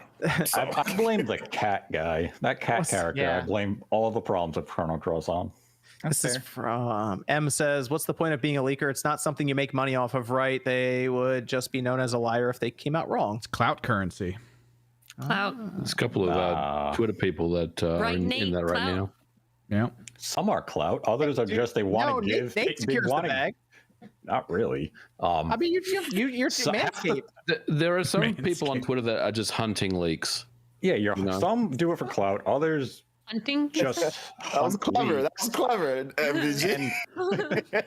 Other individuals, they're part of a community, and you want to share information with the community because you want them to, look forward to something, or you just want to give them a little bit of information, and they're not looking for credit or clout. It's just, hey, I love this community. Let me give you some information that I may have early so you can get excited too. Problem is you have so many bad apples in the batch who do it for clout that it jeopardizes the whole thing. And then you have toxic assholes in the community who are a bunch of whiny little trolls who have nothing to do with their life but bitch, who ruin it for the rest of them. Any of these people hurt you, Nate? Nate's Well, I genuinely have a question about this because I really don't understand the whole leaking mindset. If you really loved and appreciate the community, wouldn't you also consider like the devs part of that, like all the hard work they put behind it? Like they wouldn't. No, fuck those people. It depends. They almost never think of that. But it depends on how you about the leak. If Jeff Grubb and myself say, hey, we're hearing that Sony is making this super awesome with this third-party developer that partnered with, we don't tell you the name of the game. We don't tell you when it's going to be revealed. We just tell you, hey, look forward to this. And they have the reveal at E3. They show the game. They reveal the title. All we did is give you something to look forward to. If we come out and say, Silent Hill's being announced tomorrow exclusively for the PlayStation 5, and these characters, here's the plot, it's going to cost $65, and then the game kicks you in the ass, and we took away all of the marketing. Nate, and then it doesn't happen. And then it never comes out. I really first off, I really want to hear Celia's take on this because like she's part of like the group, but also like I can't imagine like putting like work into it to have this plan of this is how we're going to break the news to people, this is how we're going to present it, this is how the package is going to go, but people already know. Let me put it this way. Wait. Let me put it this way. If I'm a reporter, my job is not to the developer or the publisher or the marketing people. My job is to my readers. My job is to give the information to my community and my readers, not to abide by the publisher or developer. The readers. Before Celia speaks on it, Jeff Grubb said, I don't write for the devs, I write for the readers. I feel bad all the time, but that's the job. Well, so I want to real quickly say, leaking I don't think leaking worth it. I give props to Nate for dealing with the bullshit, because the one time I accidentally leaked something big was when somebody showed me the Sonic trailer 3 months early. So I tweeted and talked about, hey, somebody showed me the Sonic trailer, how weird. And I got 3 months of flooded bullshit by people, Knuckles the Echidna profile pictures, and then it came out that I was corrected it because I said, wow, I saw the Sonic trailer 3 months early. Sonic Paradise looks like song shit. and all that. And I was confirmed completely real. I had 3 months of people calling me a liar and saying I bet Sonic looks great, and then it came out that I was true. It is not worth it. Fuck leaking, worth it. Yeah, Celia, what's your take on it?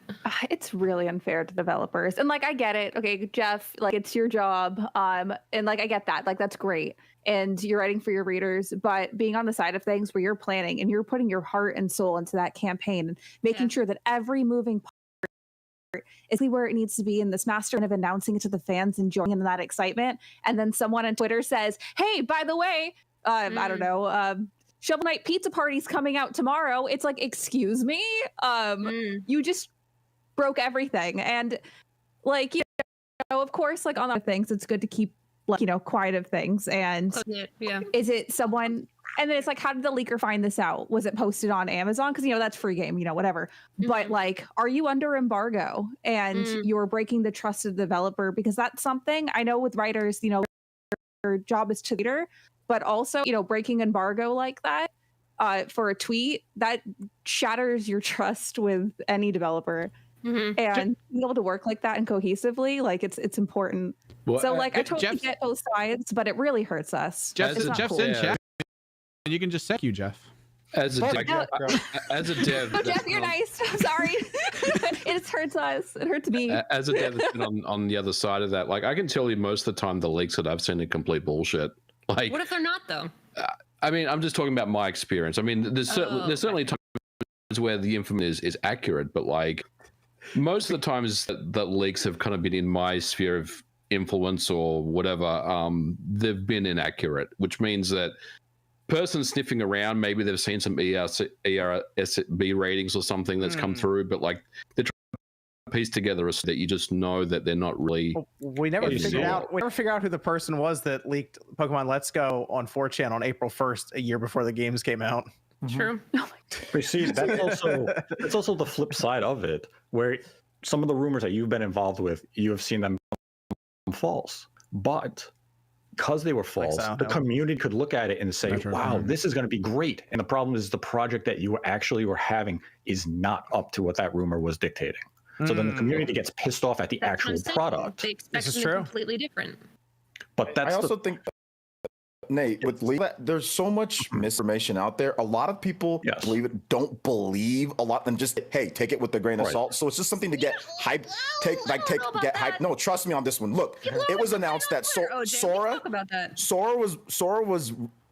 was out there. The leak that Sora being Super Smash Brothers came out in the summer.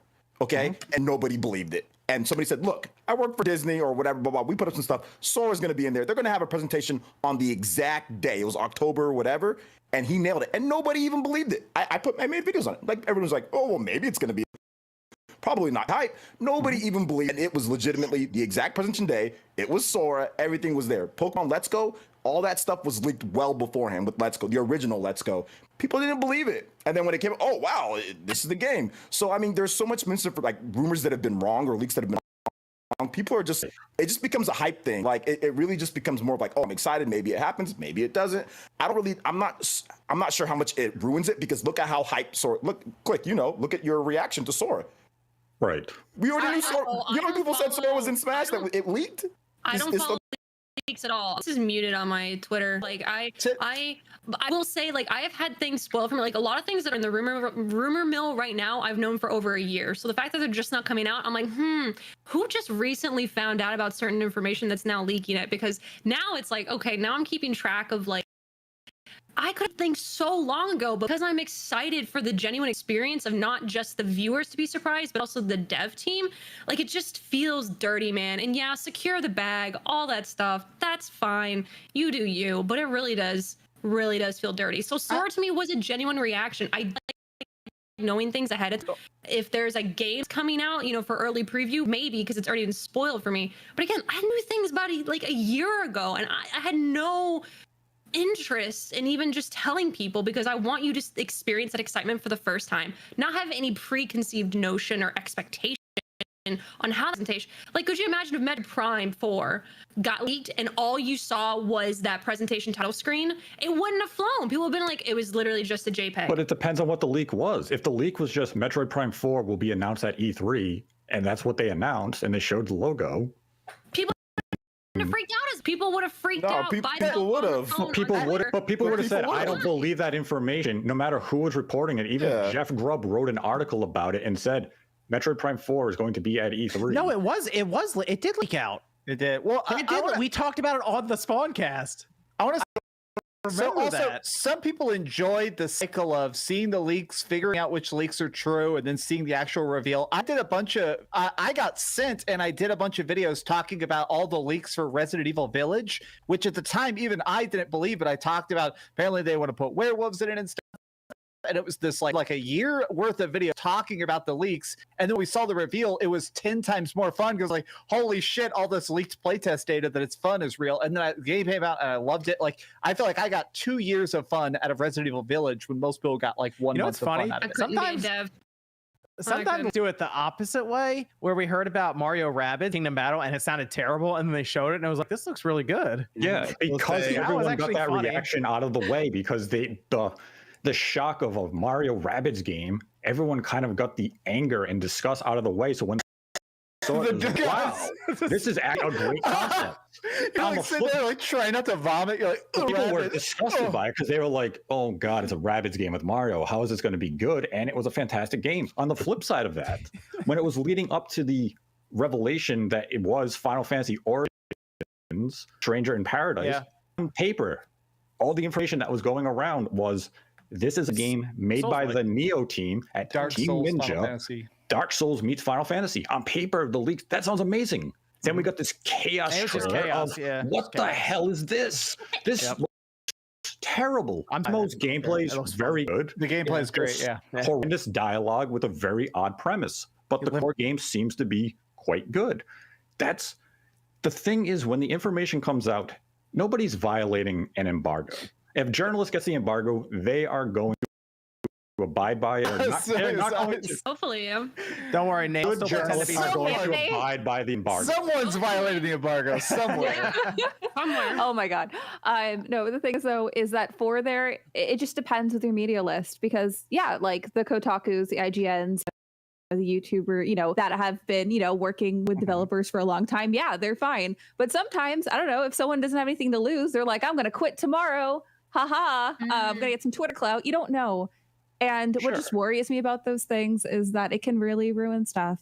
And like also on the side of things is to go sometimes companies plan leaks. I'm throwing that out there. Yeah. So they'll be like, oh yeah, we're leaking this. Oh no. I knew it. I know that carpet was controlled leaks. Controlled leak. Yeah. Controlled leaks. So but also, on the other side, there's that. But does that make it different though? Because it is their property. They choose to create a staged leak. Is that inherently evil? Like that, I don't want to say evil. That Xbox question went on to a whole thing. That Xbox Series X HD photograph with a big old pube hanging out of the back. Like I will always. That was Phil's.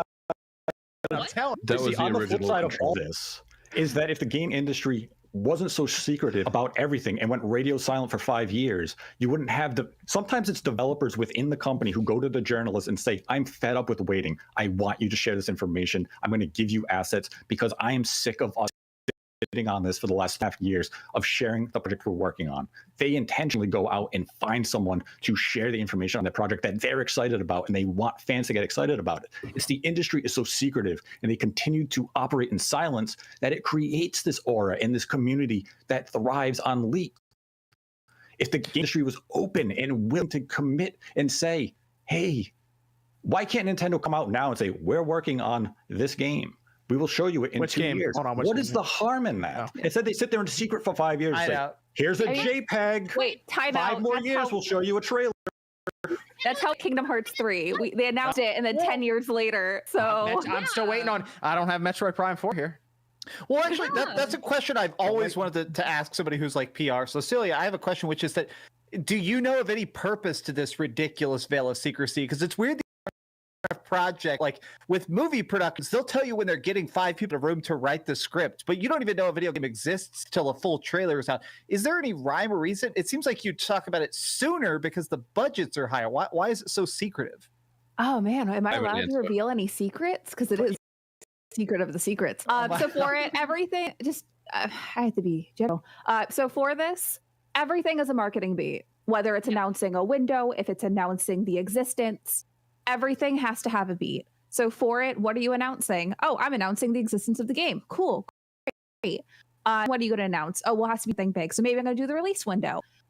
Maybe we'll show a quick trailer just to show where things are. If you look at Breath of the Wild, that's, we're 2. We'll get it eventually, hopefully. Mm-hmm. Like, there's announcements that gave us a sneak peek and then they keep on moving. So everything is a beat to it. So if you say this is come out, on this, and it might come out in months, it might come out in 2 years. You know what fans are going to do? They're going to be harping on you the entire window of time. Yep. Like, we were expecting this. Why isn't it this? And there's so much that goes into the back end of video games where it isn't just development, it's lot check, it's QA. They work through oh my gosh, so hard. If they discover something, back to the development team. People don't think about lot check. That's a whole other thing depending on what platforms you have on there. There's localization, making sure all the languages, all the storefronts, everything's in perfect unity. And God forbid you have a physical release, working with retail workers too. So there's so much fun. If you give a date and you're not transparent, people will get bored of oh cool, checking the clock, 6 months, did it hit? There's so much that goes into it. It's not just one factor, but I don't know. At Yacht Club, we tend to release articles. We even released an article about us waiting for reviews and what's it like on the development side of that. Oh. So I don't know. We're secrets, but hopefully we'll be more transparent. But there needs to be understanding of why the secrets are in place, if that makes sense. See, there is understanding with the secrets in place. It's just that the industry loves secrets to the point where you're trying to do candid interviews with major developers and publishers, and it's curated by the PR where you can't even get information from them. It's all this hash. We're talking about this shit. Already constructed answers where it's hey, tell us about how's your basketball game going, buddy? Love making video games. We're down. Question. We want to actually get into the meat of the development. We want to find out about these projects and everything going on at the company, and it's still controlled. There's too much control in this industry. It depends, because also keep in mind, it's like movie studios. Oh, can I talk to the director and ask him how every single thing works? Know about the PA department. Well, it's a well-oiled machine. There are so many departments and different clearances. And keep in mind, a lot of PR, I don't have to do this. You have to go through legal to make sure every meme and everything that you do is appropriate and on brand. There are so many different cogs to the wheel that if you ask for It's hard, like video game, like movie studios now. And I'm speaking for indie. Even though I'm in indie, I can walk into the development room and be like, "Hey, Sean, what's going on?" But like, not everyone can do that. So if you want to ask a specific question, it's very hard for them to answer, especially if you're speaking to like, I don't know, $1 billion studio. Like you answer wrong, and Yep, that's true. I mean, true. But I mean, that's why we have the individuals like, I'll just use them as an example, Jason Schreier. The information he puts out there is leaked to him by employees because he can't get that information through legal means of doing an interview with these companies. It has to be done the way it is, which is a shame because the industry just lacks that transparency. Like both sides, the media and the industry, have to grow. Well, he'll also do a lot of reporting on like poor working conditions and stuff too, though. Like that, like they're not going to go PR statement for that. He'll announce mass firings before anyone knows that there are going to be mass firings. You know, I don't know, man. I think it just builds hype, and it builds hype and money for both the developers and also for if anybody does clout, you make videos off of it. We've all made videos off of it. It can be hype. It can be fun for us. And I don't really think that Super Smash Brothers and Sora was hurt that people said that it was leaked that Sora was in there. It was still super hype. Everybody still went out there and bought it. You know, Dreamcast guy, I watched your Resident Evil videos. That was the leak stuff. It was still hype when the game came out. So hype. People still bought it.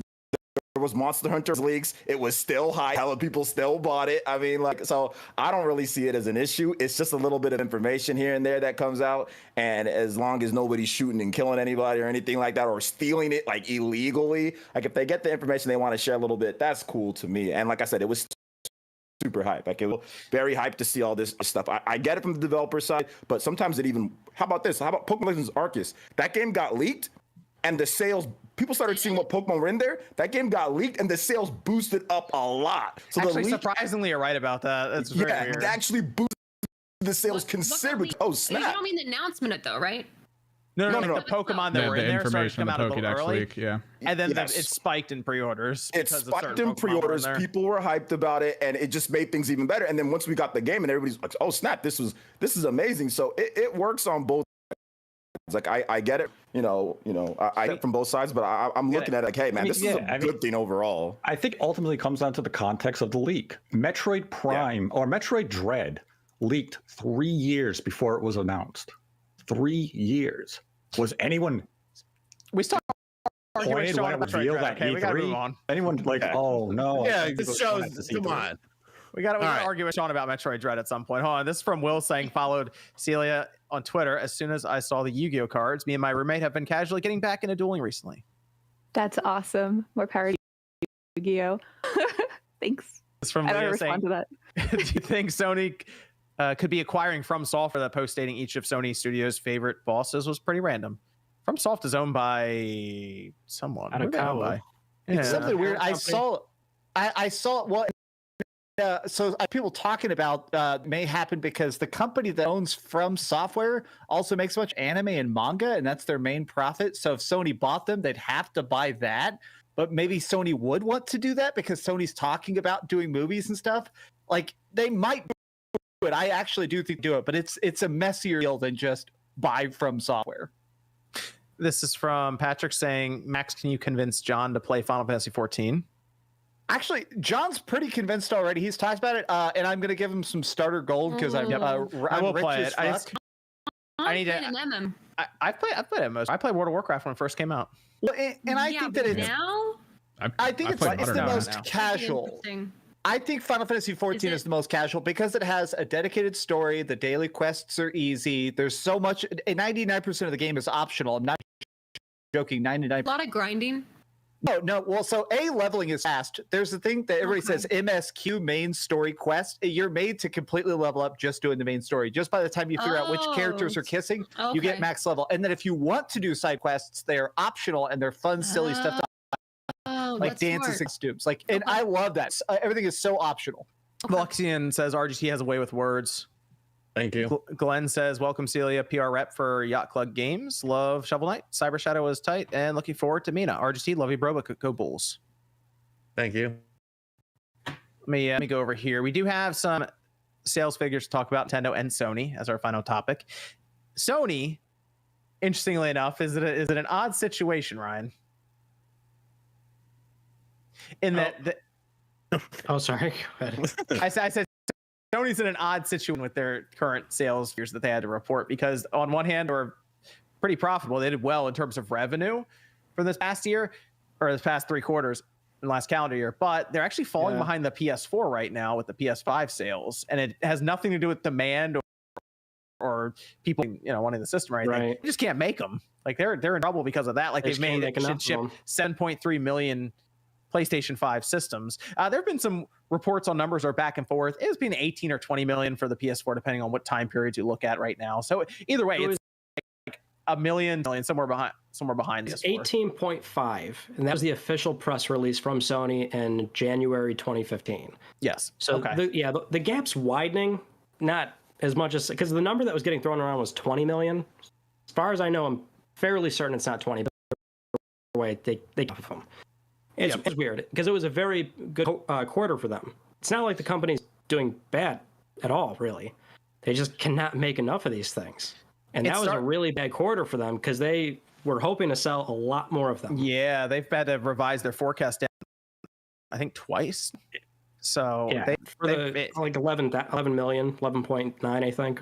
Yeah. The in 2022, I think it's going to actually be maybe a little worse for what's going on. And I'm Intel and AMD are talking about hopefully in 2023 things will be more normalized.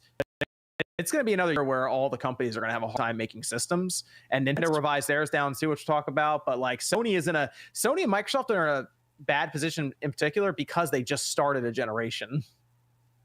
Yeah, and it makes things worse because then you have like scalpers and people got the systems offers, then they don't have as much money for games because then you have, what I'm saying? Then you're paying double the price for that as well, So it just makes things even worse and worse. Scalpers are one of the bigger problems. I think Sony could be making so much more money if those systems actually went to people that were buying it at MSRP or price and more money for games too. So that's all a problem that I sympathize with them for, because the system's selling. It's just, man, there's just a lot of issues right now, There's a picture that was on the front page of Reddit yesterday of these 2 dudes standing outside a store with like 25 PlayStation 5s. Yeah.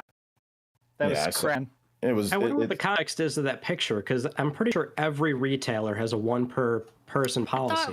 Some retailers probably just don't care. They just don't care. Yeah, and it's also, imagine, because that looked like New York. If somebody walked in and you're a mom and pop shop that happened to get a big ship, someone's like, "I'll give you $5,000 in cash," or you're gonna be like, "Sorry, sir, I can't."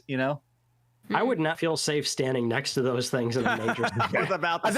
They do look scared. That's the we're standing next to gold bars, basically. Like, kick out the door, jump into the windowless van, and speed off. I have my Anatana out. I'm like, I will defend by the power of God. Think about how wild it is, though, that we're gonna go through another year, a whole year. Yep. And you cannot see. It's just like a unicorn. You can't see it at a store in person. That's weird, right? You can't casually buy. I've seen a Series S in North America. Yep. I've never seen an X. I've never seen a PS5. I know. And the top comment on almost all my videos, whenever it's like a good review, is, "This looks great. I'm glad you're recording it on PS5. I hope I find a PS5 someday." Dang. Yeah, it's kind of where we are now. It's impossible to find systems just in a store. And we're going to go multiple years into the generation before you can just walk into a store and buy. Because with the PS4, it was like that holiday time period, and then maybe into April it was hard to find them. But after that, I do not remember it being that hard for. Yeah, I thought it was March. I thought that they were everywhere by March. It was pretty quick. I was able to buy one in 2014, not like just walking to the store, just buy one, and I bought Last of Us or something, or Bloodborne. I don't know. That's what so many people are doing. If you want one, you can get one. Like if you like try really hard with restock accounts and alerts and all Jake that. Randall. Yeah, totally. But most people, like a lot of people, don't do that. They literally like go to GameStop. Do you have any? No. Best Buy? No. And that's like never going to happen. That's not going to happen for another year. That's wild. Yeah. I also want to remark that Sony's digital sales have continued going up, like digital versus physical, to where they're now to the point where it's 67.5% of all PlayStation games sold last year. Don't talk about that. Were all digital downloads.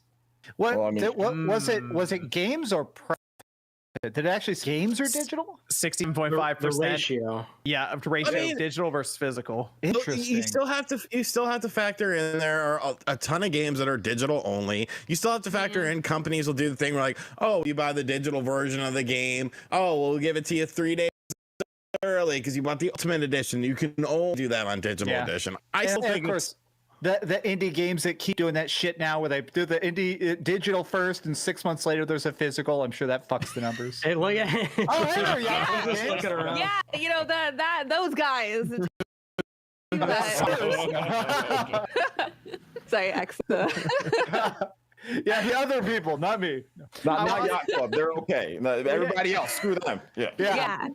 We have a digital console here too with the PS5. Like they ship the digital console first thing, so that's even more of a yarn. And they made it $100 cheaper. Yeah, it's difficult. Yeah, they made it cheaper. So it's like there are a lot of people who are just going all digital now. There's also a lot of people that didn't want to leave their house during this time. So I'm pretty sure I've never paid $60 for a digital game.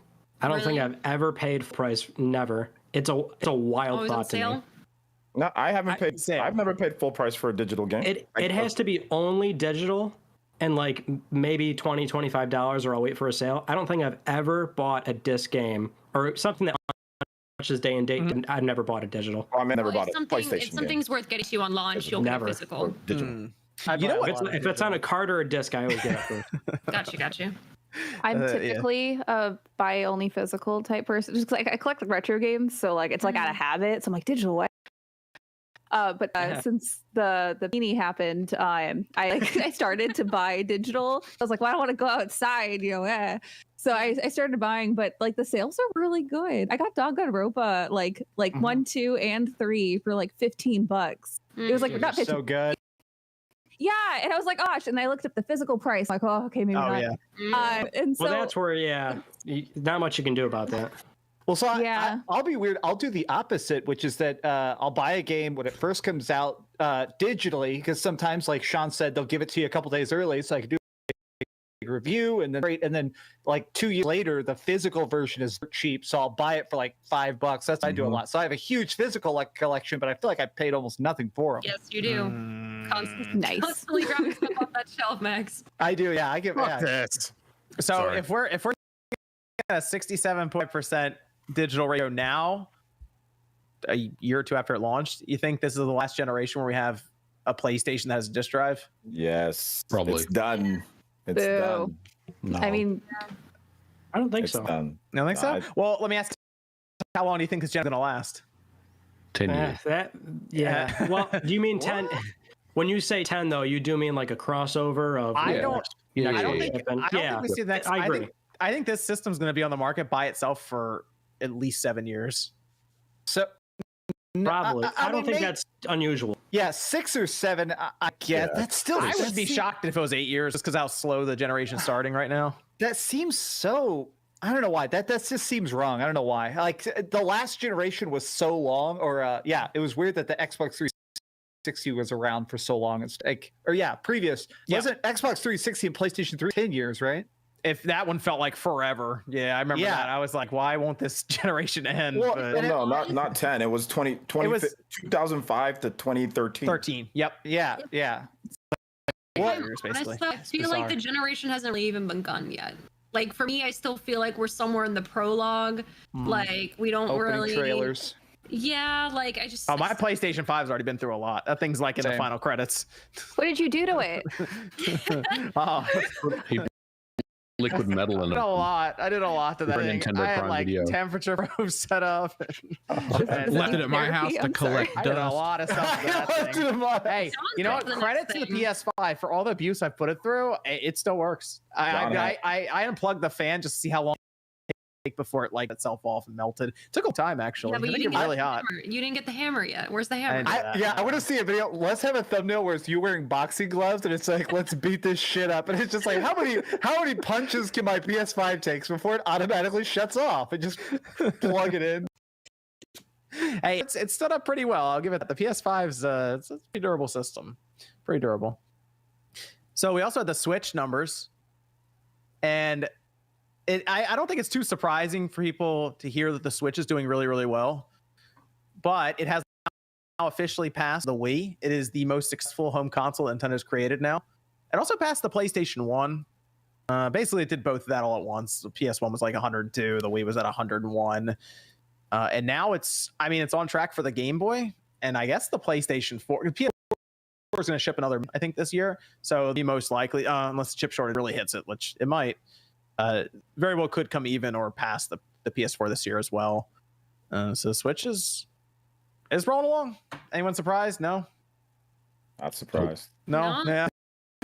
Seems straightforward. Yeah. It's rolling along with it's that. Still, I don't know. The sheer scale of it is shocking to me. I'll say, like, I know, and I keep seeing the sales numbers, but it's still every time it's still weird to think, damn, it's just you can't stop it. Let me hit you with the sales numbers real quick for a couple of their games, because I mentioned Jim had talked about 20 million being the roof that he expects for PlayStation until they start looking like outside of the current PlayStation ecosystem right now, whether it's live service games or PC or anything.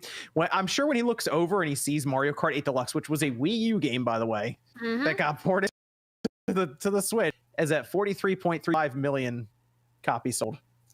If you take the Wii U numbers and add it to that, it's over 50 million copies. Like that, that's gotta be one of the most profitable linear, like crazy multiplayer games ever. And it just keeps selling. Yep. It won't stop selling. It's like people are like, I can't wait for Mario Kart 9. I'm like, I'm sure you can. Nintendo can. Yeah, they can wait all day. And then Animal Crossing New Horizons 37.62. That's pretty impressive. God, that's nuts. Considering that came out. I mean, it's not an old game. It's not like it's going on 2 years now in May. It'll be 2 years, yeah.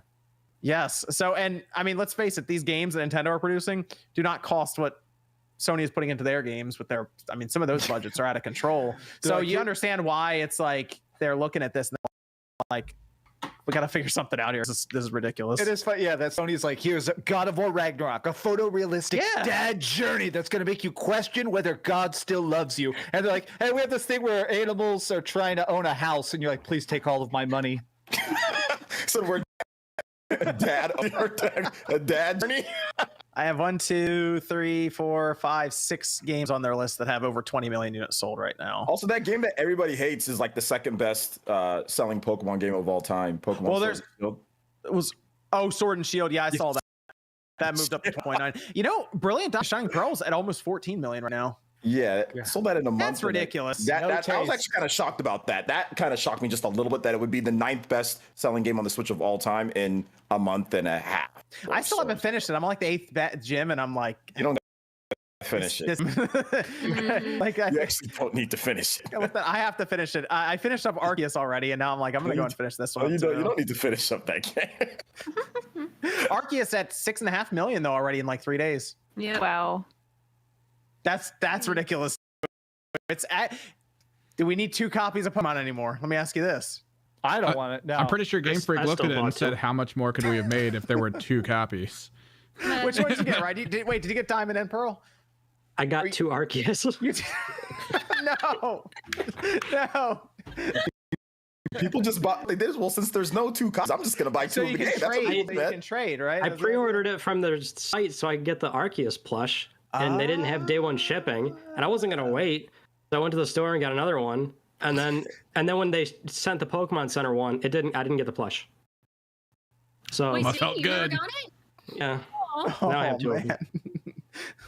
I'm telling you, know what people did? They just bought a copy for a friend. They're like, okay, well, there's not 2. I usually buy 2 anyway. For the people that actually buy 2, they just said, I'll buy a digital copy and I'll buy a physical copy, keep it sealed, or I'll just buy a copy for a friend. That's all they did, man. I bought that game. Yeah, it's just crazy. I mean, because that is, I think the best selling one in Japan. Second. It's behind Animal Crossing. Animal Crossing for Switch games general, but like for Pokemon games, it's like the best selling one in Japan, right? It was behind Sun and Moon. It was behind Sun and Moon. Yeah. There's another game that was ahead of behind it. Sun and Moon. Otherwise, though, but it's up there with games that have 2 copies, and there's just 1 copy. So, that's what I hope it'll stay. I don't know. I always thought it was stupid. Like, oh, there's like Pokemon over here, and you have to buy a separate whole game or find a friend. Look, I ain't got friends that like Pokemon. You know right? what? I said it on Twitter. People were mad. I'll say it again. This should be the main Pokemon series going forward. Yeah. It should be Legends. Okay, they can still do the traditional ones. Legends is the main one. Get the team on that. So that game needs help too. they got to do stuff to that game. Like the Knicks. Or the Knicks win? No, look at his face. Tell me. They're getting kind of cooked. They're getting kind of cooked right now. Oh, Sean's mic is muted. That way he can be ready to yell. You can tell. How much time is left in them? There's only 2 minutes up, and they're down by almost 10. What is length of smoke break you're about to take? Dread. Yes. No, we're waiting. No, we need to have Sean's attention for this. What is it? Nate, how many copies did the game sell? Hold on. I gotta go to it. I gotta go to it. Sean's like, ready to go. Okay, I'm pulling up the financials here. Nintendo has shipped 2.74 million copies of Metroid Dread. That's not what I asked. As of December 31st. I asked how many copies did Metroid Dread sell? Not shipped, sell, because that was 2.3 million copies. Thank you. It's not 3 million yet. Will it probably hit 3 million? I more than likely yes, but it's not a done deal yet. You still got 700,000 copies to go. You see, Sean, I went back to an old Spawncast episode, and I tried to give you an opportunity to use sold through and shipped as an out. Obviously you said 3 million anyway. No. I gave you the opportunity to differentiate between the two, and you said 3 million either way. AMSA disagrees with you. No, we have to time out. Hold up here, Sean. It's sold because we always report on the numbers that Nintendo sells them to the retailer, so they get the money. It's sold. It's sold, and you know that's the case. Is it all the numbers that we report are Arceus is shipped, right? Because they wouldn't have sell-through numbers back yet. Yeah. So that's what I'm saying. And look at Legend of Zelda. It's 25 million, dude. That's not 25 million sold through the customers. That's what they've shipped, and everybody reported. Oh well, Zelda's at 25 million. So no, bro, it was 3 million sold. You're controlling here. I gotta look at Sean's latest video because Pokemon Legends Arceus did the unthinkable without sales numbers to customers. I don't know how it did that without sell-through to customers. I don't know either. I mean, that's unthinkable that they shipped 6.5 million in just 6 days.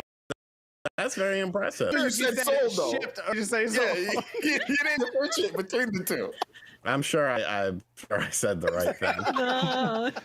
See, I tried to help you months ago, Sean. Yeah, but I knew this was going to come up. If there's 400,000 in there, are they going to ship more? I don't know. I'll tell you this: Let's as somebody put it this way. who bought from Nintendo for stores, they don't take those games back. I mean, let's put it this way: looking at those figures of 2.3 to 2.7 means they've had a sell-through rate of over about 85%. So the actual sales to customers at this point is probably in the area of 2.6 million, which shipping, let's say they made up for that exact difference at 2.9. Ultimately, probably come the end of the fiscal year, they will report a number north of 3 million ships. Well, I hope that they report it. So you will be playing Balan Wonderworld. If they don't report it, if it's all assumption, I win. That's bullshit. How? You can't prove it. You cannot prove it until we are going by what Nintendo says. If Nintendo does not update the sales numbers, then Nintendo does not say that a game sold 3 million. I'm not going to assume. This man is reaching right now. How would we assume? It's kind of like when Cyberpunk came out and they said they shipped 10 million copies, and then we found out the sell-through rate was only really 5. Well, is it sold if it's shipped? I think it's because they got their money. They're not taking it. Money is sold. How many copies did Balan ship? Are those sold? No. I don't even know if they didn't even report it. I have a copy of it.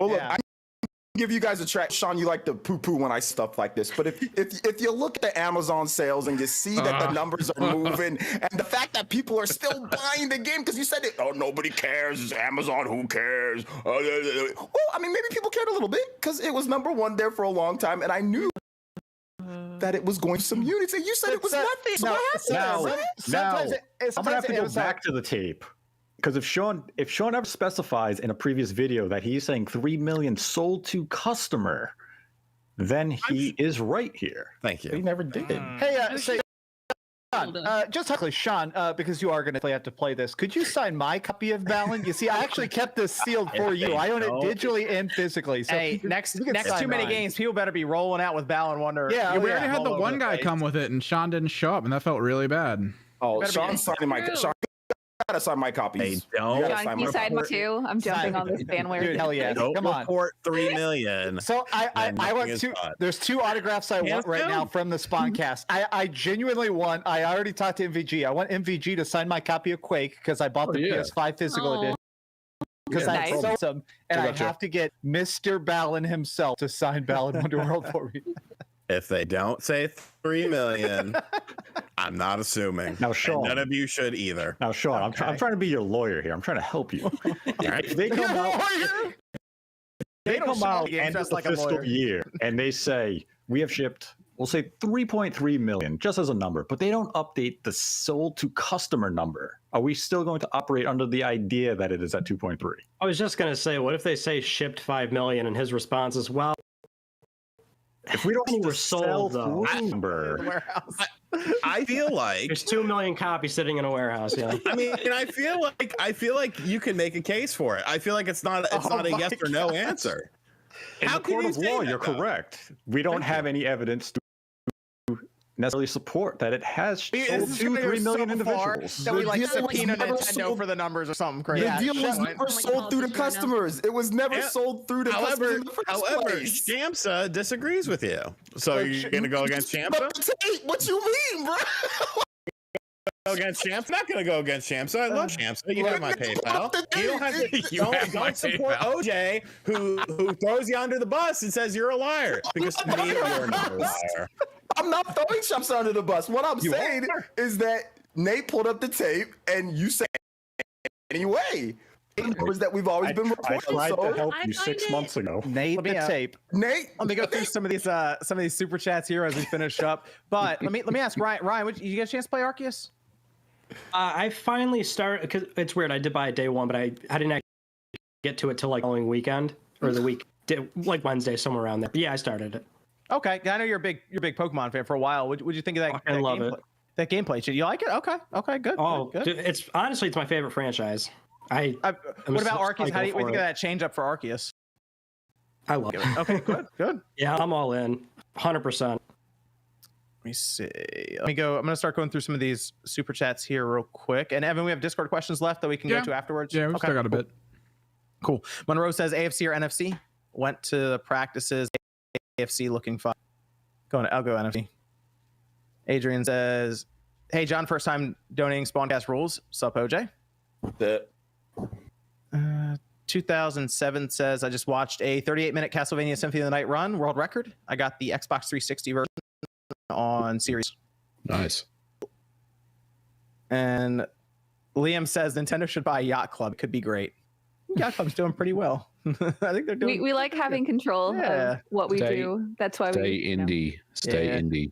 But thanks. It says 3DS or Atari VS port.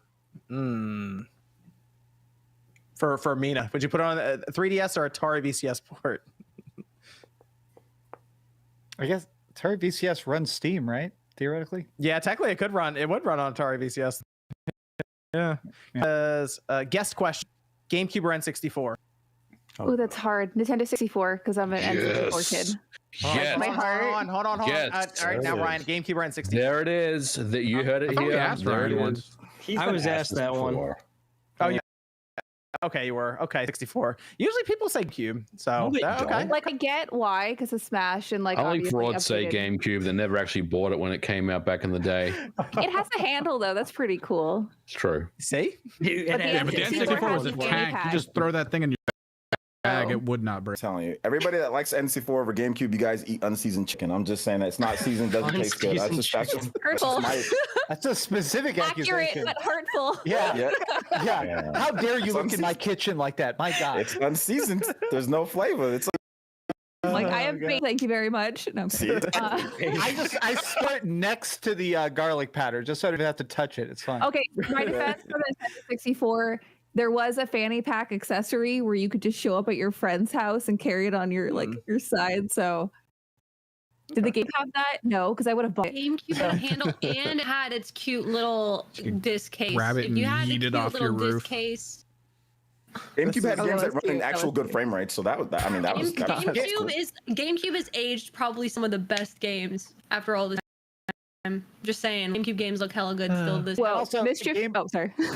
Game Boy Player, which is cheating because I love the Game Boy. So bam, there. You can play Game Boy on N64. You just didn't have the device. Yeah, and then the Nintendo 64.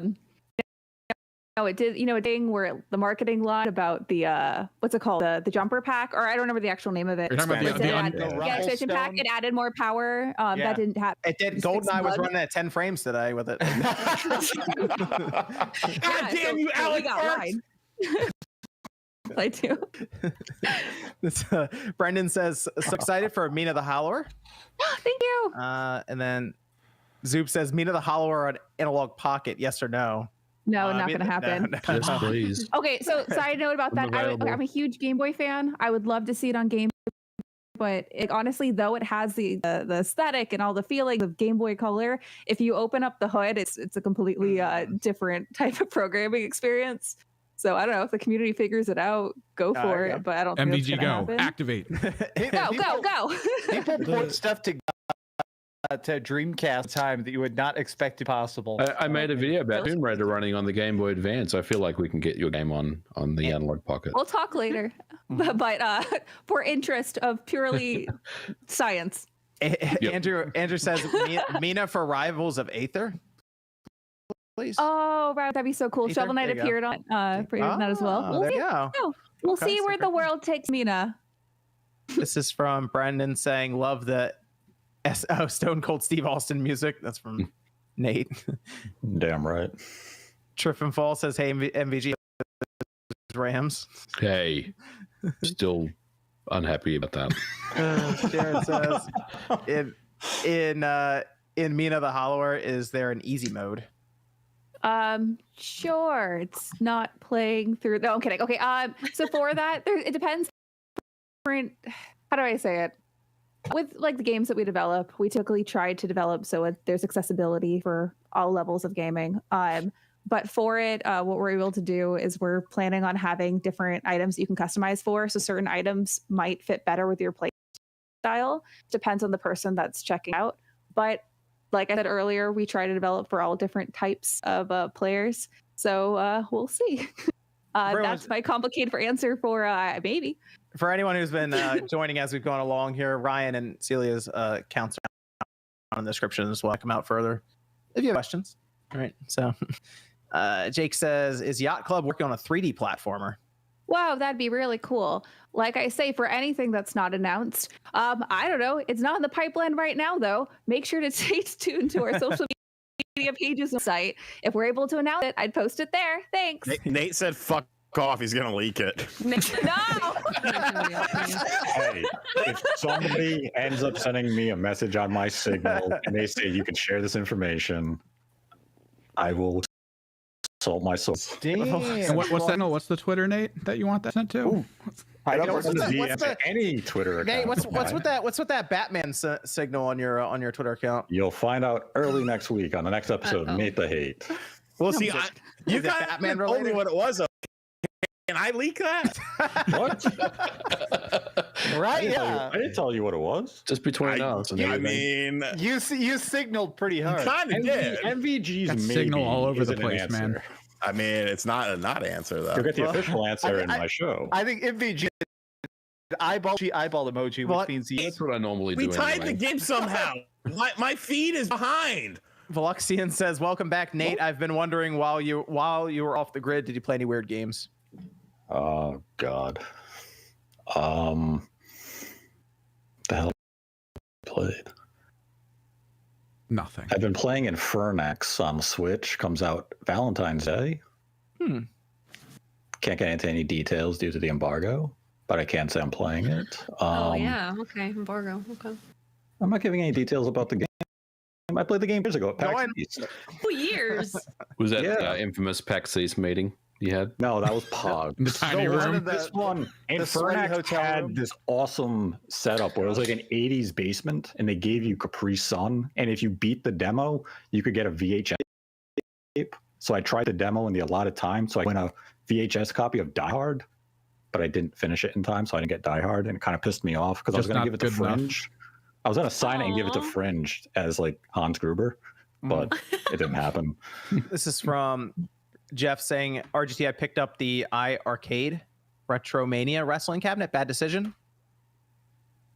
Is that a question or? They just asked if it was a bad decision. No, the arcade's awesome, dude. There's so many cool games on it. Liam has a question for the guest saying, what was your reaction at Yacht Club to Shovel Knight as an assist in Smash? Can't imagine how amazing that must feel as an indie. It's pretty cool. We're really thankful for our being able to be involved with Super Smash in general, even as an assist trophy. We're thankful. And there's actually a video on our YouTube channel at Yacht Club Games that has our entire team's reaction to getting a Shovel Knight as an assist trophy for the first time. Really? So go check it out and you can find out. Spoiler alert, they're just screaming the whole time, yelling, Shovel Knight, Shovel Knight, Shovel Knight. It's pretty cool. Aw. Check it out. Damn. So cute. That's awesome. Imagine if it was a character. You guys would have exploded. You guys would have. Oh, we would have cried happy tears. Yeah, But that would have we're been so thankful. crazy. Like to be like an assist trophy is amazing, Yeah. and like I don't know, Nintendo's pretty cool. So thanks, That's cool. Nintendo. Assist trophy's still cool. Yeah. Eldon says, welcome back, Nate. And this is Harry says, how much do I need to contribute to the Yacht Club Kickstarter to get Mina the Howler Arby's toys? Oh my gosh. Okay, so some backstory on that. We did a collaboration with Arby's. It was the kids' meal toys. I saw those, yeah. Yeah, I usually have the bag behind me, like as like a funny Easter egg, but I left for a set, so never mind. For that, we did a bunch of Arby's themed cheat codes and all that good stuff, and you get little launcher toys. Fine. But for Mina, I don't know what the future is like. What holds? Arby's, call us. We'll work it out. This is from John saying, Mystic needs to be part of the Spawncast more often. Yes, we Mystic on here. We got some cool Sony stuff to talk about and everything. Oh yeah, absolutely. You can definitely bring me on outside of PlayStation 2. Oh, okay, cool. I do that enough on my own. Oh, okay. I gotcha. Yeah, we'll get Mystic on some more. That'd be fun. I think 2020 is gonna be a good year. I'm going to start teaching you guys how to do this on an actual server rather than the DMs. Jesus. I used to do it so people just pop in whenever they want. Yep. It's like, who wants to pop in? All right, No, cool, that's how it can be set up. That's not a pop problem. in, pop out, whatever. It doesn't matter. I'm down for that. Baba says, shout out and question for both guests. Have you bought a Nintendo Switch yet? And will Dread get to 3 million before October?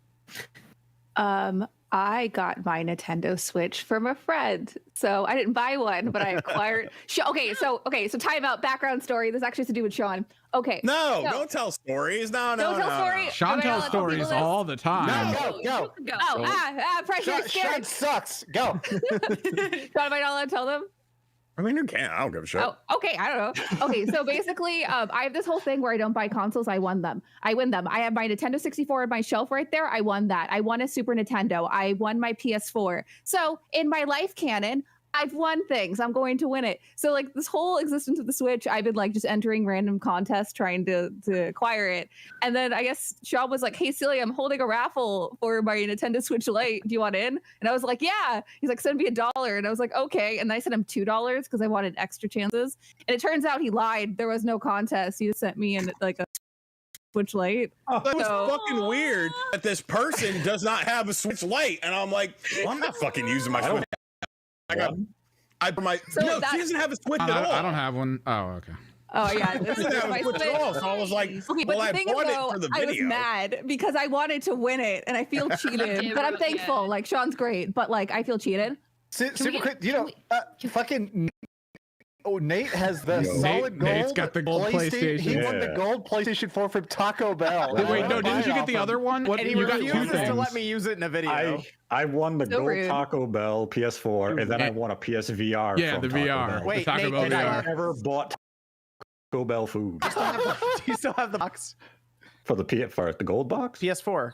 Yeah, I even got the little business I'm gonna card. need to give see you that. a number. You're gonna have to let me do something like actually like open it up on camera and stuff. Yeah, Let me do that. I want to buy it off you. Honestly, it's just so weird. You know, in terms of how many of those they made, it's more higher than the 20th anniversary PS4? It is, but I looked it up. Nate's just like, I don't know what I'm going to make a video on. What am I going to do? He has like a solid gold PS4 next to him. I use it. Oh, you're putting wear and tear on it. Oh, no. How dare you? He told you that was his radiator. The PlayStation's heating his radiator. World, and they're like $100. I'm like, I think they are actually. I think they are worth. How much are they? Wait, yeah, because I will buy one right now. No, I looked $400. They're not worth shit. I looked it up. No, we can look right now. Max, did you look those up, or did people like spray paint some and then try to sell them? No, I looked up Taco Bell edition. Yeah, they're $400. Yeah, there's one 900 right here. Now that's like sealed in Australian dollars. That comes with a So like ketchup $30. packet. Comes with a ketchup packet.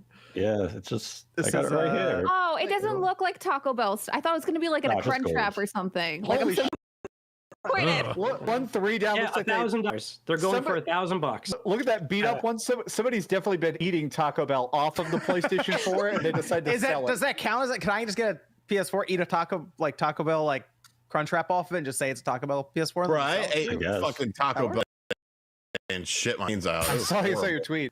I'm happy. I have the see-through blue PlayStation 4, so I'm happy forever.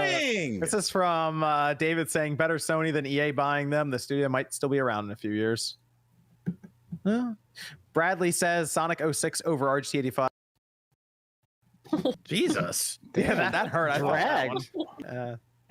Chill, Brendan says Sony buying Bungie makes sense to me. Sony studios don't really make multiplayer games aside from LB, so having that in-house really could help. Mike says Sony spending 1.2 billion of that Bungie deal and retention incentive means more than 1 million per employee. Where is all that money really going? I mean, I think there's gonna be some senior positions that get more of that, but it's also split up for so many years. T-Joe says, will Bungie go back to releasing regular games? I have a strong feeling their other ones will be like games too. Why you don't think they'll make a marathon myth? I mean, I don't know. I have no idea what NetEase or Tencent would have invested. You don't think Sony's gonna reach out to Rockstar so Bungie can make a new Oni game? Nope. I'm sure that'll happen. Why? It was on the PS2. It was good. Manny Stick enjoyed your video for your PS3 Online 2022. Thank you. Yeah, you found some interesting people on that one. Rainbow Six run, and people are still boycotting the paying to play online stuff. I had to cut a lot of that. They were talkative. Yeah, they're nice guys. Really nice. Cyborg says, shout out to Ryan. Been watching you for a long time. Also invested in a PlayStation Vita recently because of you. Got Gravity Rush for really cheap. Oh, you're very smart. Good job. And Paul says 2021 Game of the Year. Dr. Jekyll Hyde NES remake. There you go. Nice. Theo says Sony live service games start to fund future single player IPs. They told us how expensive they are, 200 million plus, and only going up. D Jones says, highly recommend Ho's Law channel for all the recent acquisition related news. His videos have been very insightful. And says the live service conversation applies to Kickstarter as well. It's all based on trust. That's why Yacht Club gets a thumbs up. It's a trusted company. Mac Mega says, for those with Analog Pocket, does it play Game Boy Advance games better than the OG Game Boy Advance with all the latest screen and sound mods? Nope. Really? Okay, well then fuck it. It plays it well though. The problem is it's not. You don't buy a Pocket for GBA. You buy a Pocket for Game Boy and Game Boy Color and Game Gear, because the Game Gear is actually really Game Gear's really good too. Yeah, the form factor is not a Game Boy Advance is better. Not the SP. The Game Boy Advance with the color modification. All this. This is the color mod screen one and everything. And yeah, this is definitely peak. Much better. Oh, so I don't have an analog. That's actually recommend for form factor. Just mod the shell. If instead that's of a Pocket. If you're going to be playing Game Boy Advance more and you don't have any interest in Game Boy Color, and like Game Gear. Oh. Although I will say the analog is going to have more of those modules to come out, and we'll be playing Neo Geo Pocket Color on it. They're going to a lot of stuff coming up for it. So that's one part. I'm like, I mean, you can get away with Game Boy Advance. It works. It's just not the best experience. Looks gorgeous. I just don't have one on hand, so. It's really good if you want to capture and stream GBA games. Oh yeah, right. Dock. Yeah, because with the dock, yeah. That's why. Well, it's always been my dream to play Game Boy Advance games and just like set it like Sean was I think Sean sent me a video about how you can just set it on the dock and it goes to TV. Yeah, like Ryan, I synced up the DualSense controller. It works fine. To the analog pocket, yeah, it works fine. See, I would actually, if that's the case, to use an original shell, because I don't know, I prefer if I can play on original hardware. I usually do. Sure. Yep. The new screen mods are fantastic. They are really nice. The color is I just crazy. thought they weren't as good as the analog, but I guess again, I don't know. They're within reason, I would say. Form factor is just really good on the Advance compared to it. I would like to see them do a Game Boy Advance like form factor analog pocket. I think that'd be really cool. Yep, agree. Let's see. Bron says misclick with the shots fired. I'd love to see it. Trauma says All in good fun. Is a new Killzone game from Bungie a possibility? I mean, my dream. Not possible, I guess. It's as much a possibility as a Banjo-Kazooie game from Toys from Bob. And now we're talking. If the developer wants to take that project and make a pitch to Sony and Microsoft in that case, then yes, it can become a reality. Let me go around here as I finish some of these up. We'll go to Discord as well. Thank you. Thanks, Ryan, for joining us. Let everyone know where they can find you as we go through some of these last Discord questions and everything. YouTube.com/MysticRB. That's where I'll be. Okay, awesome. And what about Celia? Thank you for joining us tonight. It was very insightful. Thank you for having me. Yeah, it was fun. And where can everyone find you? So personally on Twitter, I am at Celia B with 3 E's. And then I do I decided to do like a retro gaming Instagram, and I'm just at Kosher Gamer on that. But Yacht Club Games things at Yacht Club Games on literally everything, Twitter, on Facebook, and on Instagram. We also just started a TikTok. I haven't posted anything yet, but it's there. Oh, so yeah, you can find us there. And for any other news, we're yachtclubgames.com. And check out our Kickstarter, Mina the Hollower. It's minathehollower.com. Go check it out. Lots of fun stuff. Sorry, that was a long spiel. That's awesome. And this is from Zuck, who says, lifelong PlayStation fan, the first time Xbox owner. I'll admit, smart delivery should be the gold standard for the industry. Sony's upgrade process has been bad. Yep. Wait, time out. Just want to say real quick, there's a little bit of issue with that because it is the Xbox version and then you just downloading it. So I agree. Yep. I do agree that it's cool, but there's something that I like about the PS5 having it actually. Yeah, like buying a physical disc and getting the game on the actual disc. Yeah, I like that every single time. Yeah, Halo. I was like, half the game was there. I was all smart delivery, and then when people started saying, "Wait a minute, OJ," there's a couple things that I'm like, "Wait a minute, you're right." I just started buying everything on PS5 now. Smart delivery is like that. Is the digital is like where we're going with digital stuff. That's what's leaning into. Well, I think PS5's also gotten better. PS5 for that first like 8 months or so had the weird thing where it wouldn't tell you if you're playing the PlayStation 4 version of a game. Now it finally says, "Hey, you're playing the wrong version, dummy." Mm-hmm. Yes, it does. It told you, but there was it just flat text without that border around it. Oh yeah, well, but it's now that they added the border, it's like plus it has a big white icon if you're like PlayStation 5 on PlayStation 5. But that, and they would have those two title IDs, PS4 and PS5. It would be one icon, and you'd have to see that text on the home screen. Hit options, change game version, and you said switch version. That's so how bad. That's how dumb it was. Yeah, it's much better now. Yeah. This is Jesse saying Horizon much better than Zelda. I'm playing it right now. Horizon's amazing. I like Horizon. They're both great. Says hello. Celia and Mystic, welcome back. Nate, I'm a Lakers fan and I cannot watch them. Did the Lakers win? They're about to win. Fuck off. I excited for Sifu, Horizon Dawn 2, and GT7. Edgar says, Battlefield style Warhawk is a live service, not like the cartoony PS3 version. Well, not Battlefield, not the most recent one, I assume, but Battlefield, yes. Stud says, all right, hear me out. Live service Twisted Metal and continually announce new Sony verse character DLC like Nintendo did in Smash Directs. That easy. Yeah, just do it.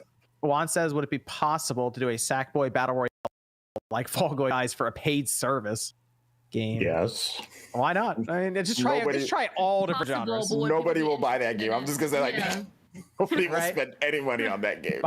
Baba says, question for Celia, favorite game of all time? Ooh, that's difficult. It would have to be on the. Oh, it's hard. Okay, so I pick a couple. I'm a cheater. Okay, so on the Nintendo 64, I loved Banjo-Kazooie. It just it's what made me fall in love with gaming. But also on the Game Boy Color, okay, so Dragon Warrior Monsters. I always mess up the name, but that's my favorite Game Boy Color game of all time. It's amazing. Go. It was my introduction to the whole Dragon Quest everything. So those are my two favorites. Let me go to Sean. Where can I find you? Find me crying in the shower, drinking a bottle of bleach after this fucking game. Yeah. Okay, but tweet it out. I want to see it. Okay. Yeah, get the channel tomorrow, because if you are an eagle eye viewer, there's been something in the background this whole time that I'm actually talking about tomorrow. My first time popping my virginity with one of these. Oh, fuck yeah. Nice. Yeah, check that out. Edwin says, bounce off of John's idea. PlayStation owned VR being a mothership and players visit other planets, game universe, Ape Escape Planet, Twisted Metal. Seems very ambitious for them to attempt VR chat, but why not? Monroe says, Metaverse Malice at the RGT. Yes, I would be down. Mark says, what are the chances of one of those 10 live service games from Sony is SOCOM? It's been rumored to be coming from Guerrilla Games. I think that has been rumored. I think people are just willing to exist. They are willing, that exists, yes, but I would have no problem with SOCOM making a return. That'd be good. Let me go to MVG. Where can I find you? Thanks for having me on. You can find me on Twitter at Modern Vintage G and YouTube Modern Vintage Gamer. Video on Monday, and yeah, that's about it. Probably Nate and I will have something out next week. Let's go to Miss Click. Where can everyone find you? Yeah, thanks for having me. It's good to have the guests on. It's cool having two different guests, also some female energy. It was a lot of fun. You can find me here on YouTube as Miss Click Gaming. I have my new archives and my new shorts channels. So all of those are going up. Playthroughs are going up. We have the Pokemon playthroughs going up. It's been a great time. So thank everybody who has been tuning into those channels. Other than that, you can find me on Twitter as Miss Click, Instagram. And I'm live almost every day on Twitch. We'll be playing through Pokemon, finishing through Halo. And we're going to be diving into the rest of the backlog. So, yeah. More Halo Infinite, though, because I don't want to bounce. This is from Mac Mega saying, shout outs to the Masterpiece Shovel Knight. Started in Indie Revolution and personally bought it for 3 different consoles.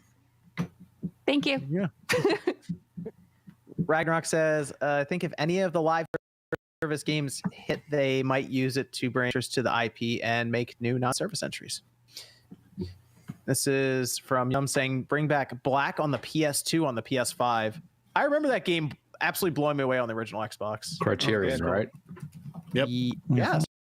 Yeah. Good game. Scott asks, who is on the top left? That's silly. Oh, okay. There you go. Yep. They said the stream made my day. Love you all. Had a bad day. Oh, Scott, hopefully it's better. Yeah, that's. I'm gonna say name is Chuck. I hope you have a day now, Chuck. That's Celia. We have her. I put the guest stuff down in the description as well. Risu says, "What are the possibilities of Sony buying MiHoYo? Genshin Impacts. Genshin. Oh, I'm gonna say small. No. I'm gonna say small. Yeah, wait till Monday. I'm kidding. I mean, at this point, I don't. Right. Anything's possible, I guess. This is from Thing Spawncast. It would be the fun cast, funny quips. Coming at faster than a gun blast. Love your stream. Question for me and your Pokemon team for your top 3. What's wrong, Sean? What happened? Alec Burks, fuck this team. Blow this whole goddamn team up. From the coach down to every fucking player needs to be on the trading block. You don't make fucking adjustments throughout the whole goddamn game. You're up 20 points. And when you see that lead slipping, what do? Do you think, maybe I should make some adjustments here? Maybe I should bring in some fresher players? No, you play the same goddamn people all the time. You put the same goddamn people in the same places all the time. It never works. Definition of insanity. Doing the same thing over and over again and expecting a different result. Damn it. You'll never solve world hunger. Andy Reid? Just turn the TV off, Sean. Turn the TV off. I'm vibing, bro. This is great. You guys know the Bulls first place because they have cohesive unit and great coaching too. Let's go, baby. J2 Blue saying, what is everyone's favorite evolution? Vaporeon. Oh, evolution. Oh yeah. Evolution. I was gonna say Dragon Ball. The Evo when Dago beat Justin Wong with a possible parry, but we're talking about something different. That was so good. What do you got? What do you got, Ryan? Espion. Oh, okay. There we go. Okay. And that designer guy says, "What? So what happens if Sony or Microsoft buys Retrios?" Nintendo owns Retrios. What? I think there's a lot of Nintendo buys the coalition and is like, "Yo, you're working on Kirby now." It's like, what? Right? Yeah. I mean, yeah, technically they could buy Retro Studios if it was like, we want you anymore. Yeah. I think they all have to kiss if that happens. It's true. Legally, yes, they have to. Unknown says 1886 Ghost of Tsushima and Burnout if successful. Sifu for live service. Just turn everything to live service now. Who needs single player games? Fuck them. How can I find you?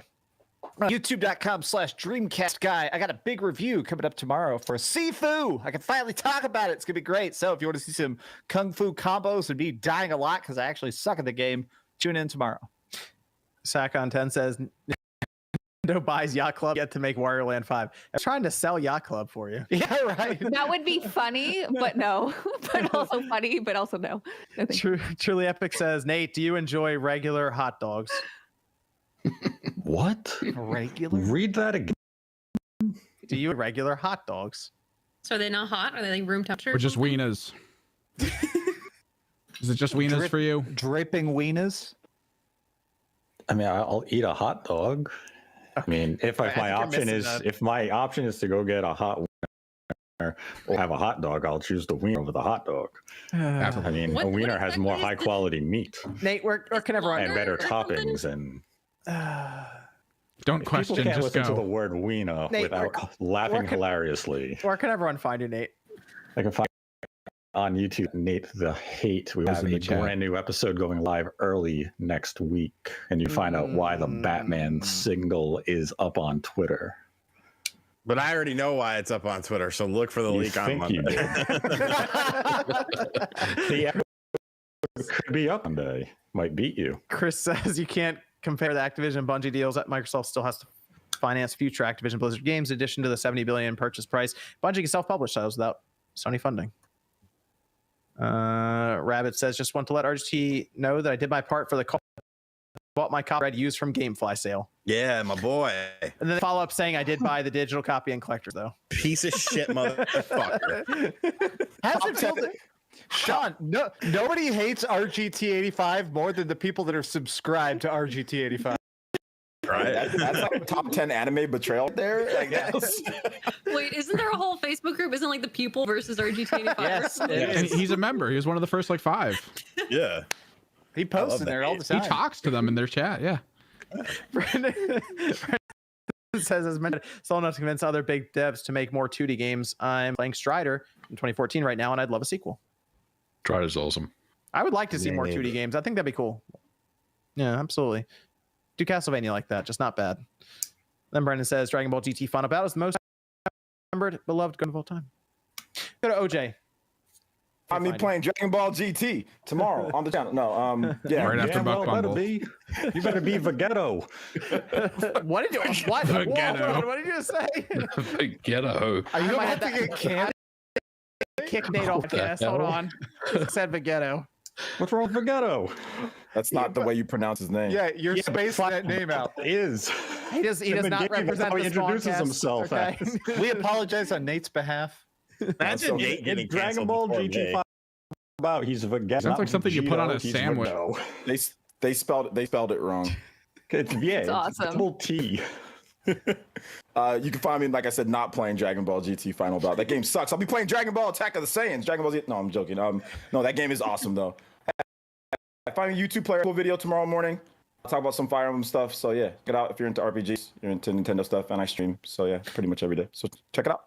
Yum says if Tatsunoko went up in price, I'm glad I still have it. Why can't they import these games on the Switch, especially Operation Rainfall games?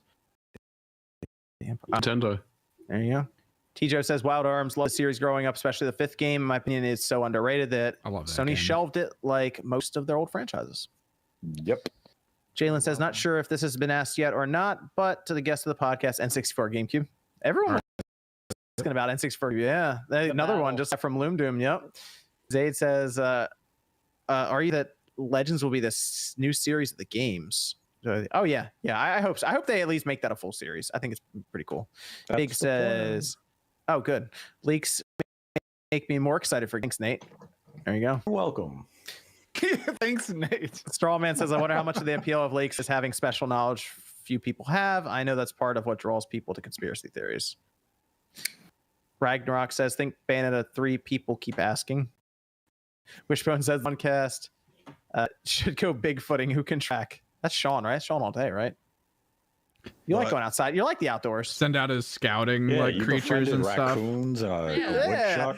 Yeah, you talk to animals. There's no animals around here though, where I'm. This is from Rich asks, what happened to the Shovel Knight Treasure Trove physical on PS4? Best Buy still has it for pre-order, but I'm hearing it was canceled. So if your store or seller canceled it, please contact them and cancel it. Unfortunately, the supply chain, like a lot of things happened because of the pandemic and a lot of stuff. We wrote a whole blog on it on our website, and I'm really sorry to disappoint you, and we're disappointed too.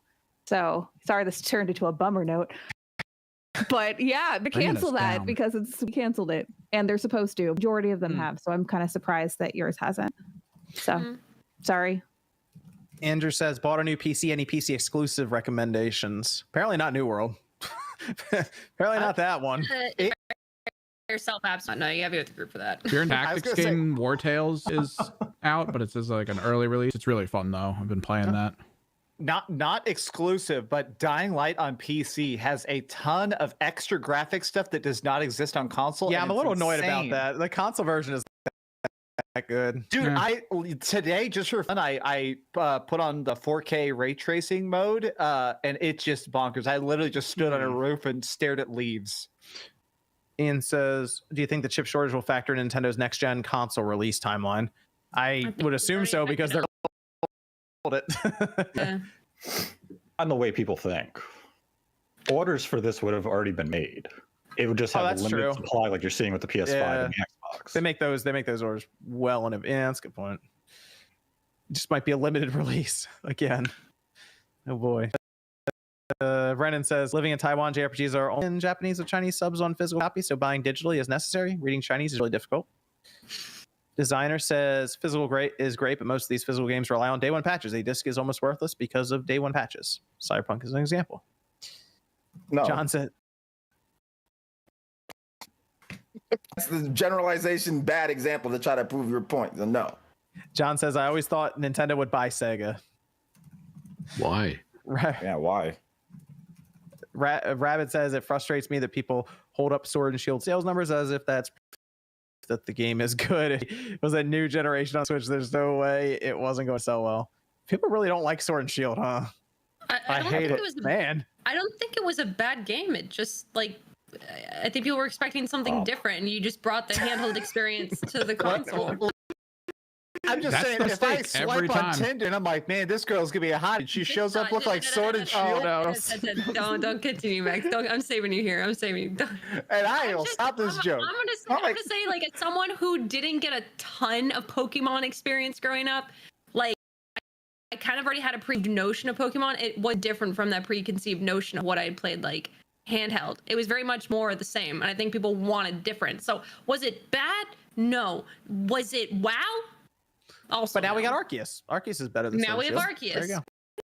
It's not that people are just like, it shows that not everybody thinks what the online mob wants you to think, because that's what the online mob was saying. Everybody hates it. It's the worst thing in the world. Well, no, that mob themselves have clocked 200 hours on their save file. I don't want to hear it. Saying. So it's like, it's not whole.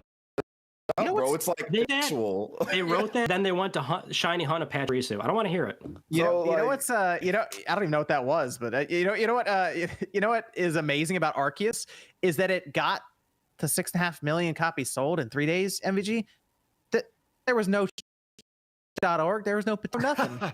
Maybe what could have been, right? Maybe times are changing. Don't need that petition anymore. I don't know. I mean, but what could have been? Could this have been the best-selling one ever? Could have been. We'll never know. We'll never know. This is you all right, Sean? Yeah, I'm good. You look like you ate like 20 years in the last like 2 hours of this Knicks game. I was like smart. Up here, down here, up here, over here. I was smart Like when I went to have my after third quarter cigarette. I went ahead and took my sleeping pill, so that because this is actually a bit more subdued than normal. Oh, gotcha. I gotcha. Yeah. Wait, what we just saw was more subdued? Yeah. Rip. Oh, you know what? You did rip your shirt off at one point because they made a game-winning shot, so I do believe you actually. Yeah. Jose says, "Great night, everyone." Says, "How are you doing tonight? I got a couple questions. How is Dying Light 2? How is the game? I got a question for Miss Click. You know where I can? Oh, where can I find you so I can watch your videos?" If it's on Twitch, you can just type in Miss Click with 2 S's. Anywhere else, just type in Miss Click. You have a highlights channel too, right, for the streams? Yeah, there's the archives channel and everything now. So if you want previous games, that's constantly being uploaded with content now. It's a lot easier versus being on Twitch archives. Dying Light 2 is fun but janky. It's gonna take before they fix it. I put up a 60 I was having fun with it. It's very smooth on PC, but I feel like it feels like one of those games that they completely finished on PC and went, put it on console, you know. Yeah. It's not as terrifying at night. I'm just kind of like rolling. Like, I don't know. The first one had like that fear kind of. As long as you stand there, try and walk on the ground sometime up here. Yeah. David says, as a PR major, it was so awesome seeing Celia's perspective and experience. Would love to have her back on this podcast soon. Yeah. This is Fish Fan. Shout out to RGC for conquering Taco Bell. He did survive. Barely. Just says Mystic is different PlayStation fanboys on Twitter. Good job. I would hope so. It's not what I'm not trying to be. Very small minority of people, by the way, when it comes to fanboys. Most PlayStation fans just play their games. Yeah, just whatever. Last thing I want to do is be that. Kevin says, where is the Night cereal? I heard on a podcast a long time ago, merchant stuff was spoken. So yeah. We joke about everything. I said Shovel Knight Pizza Party. Sean has said Shovel Knight theme parks, but we plan to have it happen eventually. So keep an eye out. If it ever happens, I'll post it on social media. So stay tuned. Juku says, can I get a shout out, please? Shout out to Juku or Juku. Okay.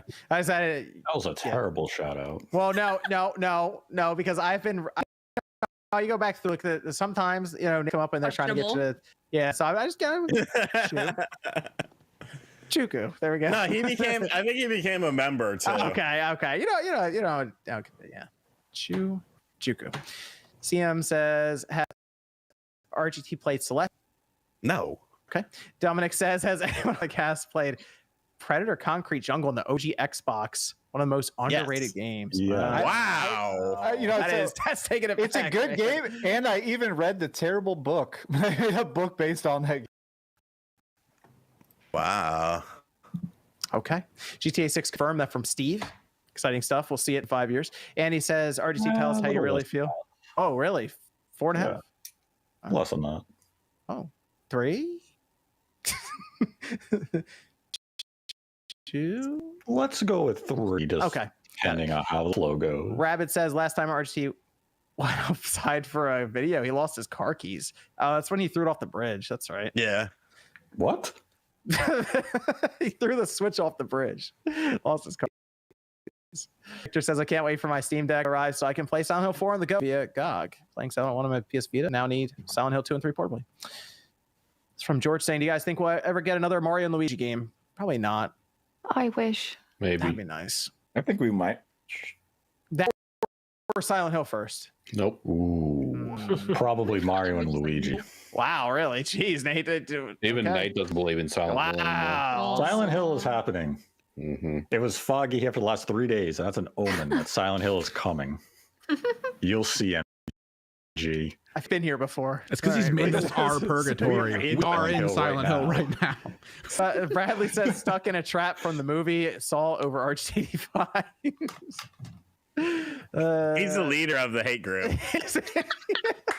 It is. All right. It says it should be a permanent member of the cast. Shout out to Celia. And Evan, you want to finish up with some of the Discord questions? We got a bunch. Is Game Pass the biggest single threat to physical media? Yes. No. Okay, next one. What happened to Detective Pikachu on Switch? Who cares? Stay tuned. Next. Thoughts on That's Epic coming. being Stay tuned. acquired by Sony or Microsoft? Seems like Microsoft's type Thoughts of on who? purchase. Epic. Thoughts on who? Yeah, Epic's Epic? not selling. Epic, 10. No. Tencent owns 40% of them. So Yeah. Yeah, and they're fine with Apple. They're fine. Breath of the Wild 2. What do you think the next Zelda is going to be like? Awesome. Who Next. knows? Pokemon. Retro-ish. It's gonna have a sword in the woods that you have to go get. would be dungeons in it. Better be Spoilers, dungeons in but- it. Just leaked the forest. You heard that, Jason? Yeah, it's a talking tree too. Zord. Whoa! Would And Nintendo there's look a bear into? that runs around the woods. It does. Oh, come on. Go. It's almost fucking 3 hours. Jesus. Would Nintendo look to buy into Konami similarly to how No, other no, companies? next. I No wish they more would now. acquisition questions, Probably bro. No And more. listen, you ambient high motherfucker, calm down. Any question about acquisitions, just say you can buy these nuts. If we're thinking Call of Duty is going to be Microsoft exclusive, what about games like Crash and Spyro?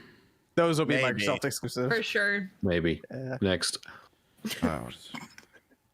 Okay, what is it that many video game studios like Intelligent Yes. Systems, HAL, and They okay, should, yeah, they're just gonna wrap up Intelligent Systems. almost get acquired by Nintendo. Yet even they have been working exclusively with Nintendo for a decade. Like, They Because what's the they well point? they would only do it if it had to be defensive, like next level games. yeah, Yeah, like they're looking to sell. Someone might come in and buy them. Let's just go ahead and bring them in. That and kind we of thing. already went over PlayStation Studio, so I'm consider that Yep. one done. Yeah, we're good.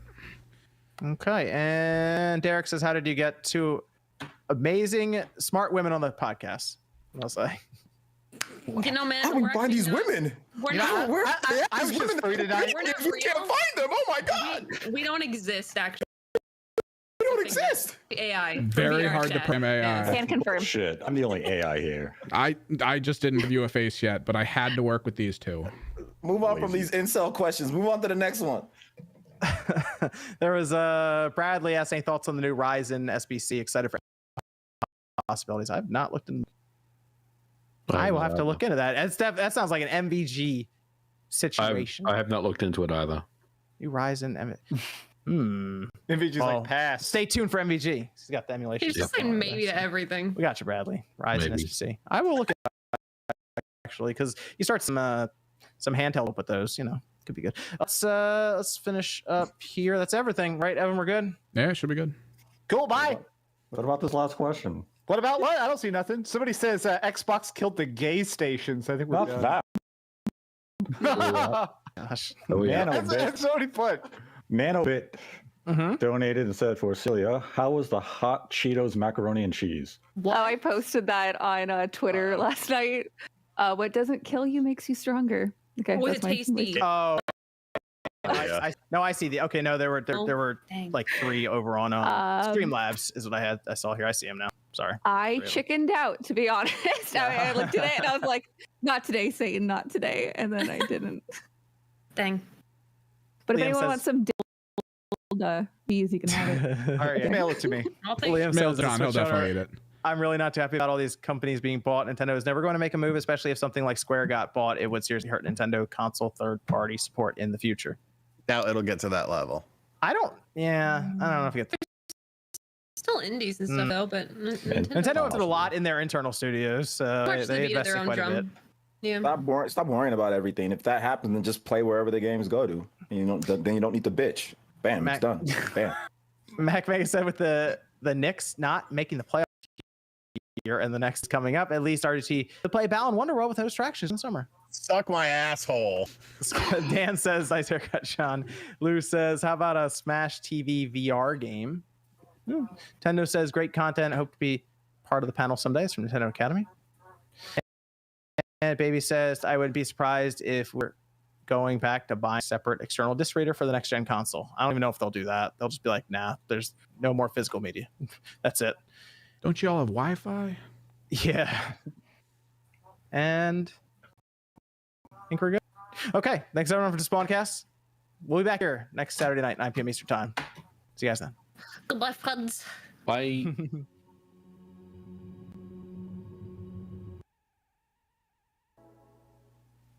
Ladies and gentlemen, welcome to Spawncast episode 252. We're missing NVG. He'll be back next next weekend. I'm right here, mate. What are you? We're not missing about? the bucket hat. Sean showing up with the ghost bucket hat. How we doing, Sean? RGT85. Doing all right. Working on a new tech video for Monday. Taking the inside of this too. It's going to be a real video, mate. I was kind of hoping you do the British accent instead. That was already way better than my impersonation. Like just right there, like way better. We have Miss Click. Hi, Tack. Do you want to say something? No, he doesn't. It probably would be me, but I'm good. Hi, guys. Good to be here. We got OJ Player Essence. How we doing, OJ? Doing pretty good. Thanks for everybody that came out to the Spawncast pre-show. Had another really good show. So got everybody hyped. So that was fun. Awesome. We have Jordan. Jordan, how we doing? Going on? Glad to be here. Quick topic for Jordan tonight with Pokemon Legends Arceus. That should be fun. Mm-hmm. Jordan's a bit bouncier today. Have you guys noticed that? He's bouncing around. He's ready. And we got Max, Dreamcast guy. How we doing, Max? Addicted to Pokemon like everybody else. Good. Awesome. We are going to talk about Legends Arceus tonight. We also have PlayStation in 2022 because I said we would eventually talk about that. I figured Sony's probably going to be talking here pretty soon, so we might as well try to talk a bit about that beforehand. Then I threw in Metroid Prime 4 in Retro Studios because, well, they're looking. So I figured there was a whole listing on that seemed to get a lot more conversation going than I thought. And actually, we haven't talked about Metroid Prime 4 in a while, so I figured we could get into that one. What's our Discord question, Evan? What games that you yourself enjoyed but is most commonly disliked, complained, or bashed on? What game do I like that's bashed on the internet? Yeah. Every Pokemon game. I'm gonna say Jedi Outcast because Nate had to start that all up. Say and Sean. There's that Godzilla game that came out a couple years ago. Like it says, it's terrible. I love it. It's the same level over and over again. You just punch nuclear reactors. It's so fun. You just literally walk into town punching people. It's so fun. Pokemon Mystery Dungeon on the Switch. Oh, that's That game is terrible. It's not. It's so good. I know everyone hates Star Ocean 4. People on the 360. Oh yeah. Everybody really dislikes that game, and I played that when I was in college, and I thought it was good, and I thought everybody else thought it was good, and then I started getting into the internet, and I'm like, oh, everybody thinks this game sucks. For me, it's definitely gonna be Metroid Other M. I knew you were gonna say Other M. For sure. We know how that went. I love it. The amount of bullshit that she went through, and then we get to see the end of Dread. No spoilers, but to see the character of everything she's gone through to all that rage, it's just chef's kiss. Dread's like Other M's like an asterisk though, because it's like there's certain things, there's like little things that why people, not that like the concept is bad or anything, it's just like little things that they just don't like, you know? Yeah, I feel like the whole personalization of people envision a character, and when it comes out completely different than how you imagine, it's like you can't be like that because I didn't want you to be. So exactly. Or it's like the controller, argument. Right? Like I have big old huge basketball player hands, the controller and you can only use the D-pad. It's like little that that's the why. But I think the concept is cool. Like it was cool though. Like when you first saw it, that game looked amazing. One of the prettiest games on the Wii for sure. Oh, yeah, absolutely. Mm-hmm. Got another Discord question, Evan? Is there a game that you really liked but had to stop during the course of playing it and haven't been able to get back to it yet? Legends Arceus. No, that's it for me. Tales of Arise, and I still have not finished. I really want to, but Dragon Quest 11. I got about 40 or 50 hours in, and it's just big. And I hear the post game is even better, but I want to start. Hit me with both of them. I'm still stuck on Tales of Arise. I'm in the end game or post game stuff in Tales of Arise now, where you max out your characters and you do all of these things, and it's actually there's like a whole dungeon at the end of the game where you just go through the different floors and get everyone's weapons and stuff. It's good. People aren't finishing that. That game's crusty at times. Tales of Arise. I think it's a little crusty. It's too easy. It's a little crusty. I can see why Max fell off of it. I can see why. It gets harder. It gets harder towards the end. I was enjoying, but I feel like it gets so deep at a certain point, and some of the cutscenes are so long that after a while I'd like sit down and watch like a 30-minute cutscene. I'm like, all right, I don't want to play. I'm done for the day. They talk a lot. They do talk a lot. There's a lot of talking and exposition, they never shut the hell up. And I started playing it after S and they don't talk at all. They don't ever say anything. Yeah, I'm in the end game part now. It's 55 hours, I think, is what I'm into it. That's nice. It's still a good game though. It's still a good game. Yeah. I think 3 Houses. I gotta get back. I definitely gotta get back to that one because there's a lot of now. But yeah, I didn't get to finish all the houses, and I love the game, so it's like really, I'm torn on it. But you beat one house though, right? Oh yeah, I beat one house for sure, but I want to like do all the routes, just in case. So yeah, you should go back to Dragon Quest 11. That is an awesome RPG. It's probably gonna be the last traditional Dragon Quest game, like RPG wise, because it sounds like they're gonna change that thing all up. Dang. I bought it specifically on Nintendo Switch. I don't remember why. OJ did some tweet talking about. I saw him Dragon Quest 11S. Yeah, and he talked about Dragon Quest 11S. And specifically bought it. I think it was on Black Friday. It's a good handheld game. Very handheld game. And that was my plan. I love RPGs on the Switch. Feel like that's what it's made for. Yep. You can get it, Max. I mean, you probably don't want to start over, but I know you like playing on PlayStation a lot. But like, it's pretty good now. Like when I made that tweet, because the S was exclusive to Switch, it was so much better with the music. But now at this point, you might want to pick it up on PS5, play it backwards compatibility. I have it both. Yeah. Well, full disclosure, Sony sent it to, they sent it to me on Xbox and they sent it to me on PlayStation, and I on Switch. Now I kind of want to play it on Switch. I can play it on handheld. Yeah. Also, it's if you have an Xbox out there, it's also on Game Pass for anyone who hasn't checked it out before. So you can check it out there too. Just trying to get people to play Dragon Quest 11 because it's a very good game. Very good game. It is kind of a shame it never made its way over here on the 3DS. That would have been kind of cool. Check it out. Check it out. Definitely. Anyone listening who haven't the yet. S version had the 3DS stuff in there. Yeah, but I kind of would have liked it just on the 3DS itself, just to pick that copy up. Like those graphics and all that. Like the graphics.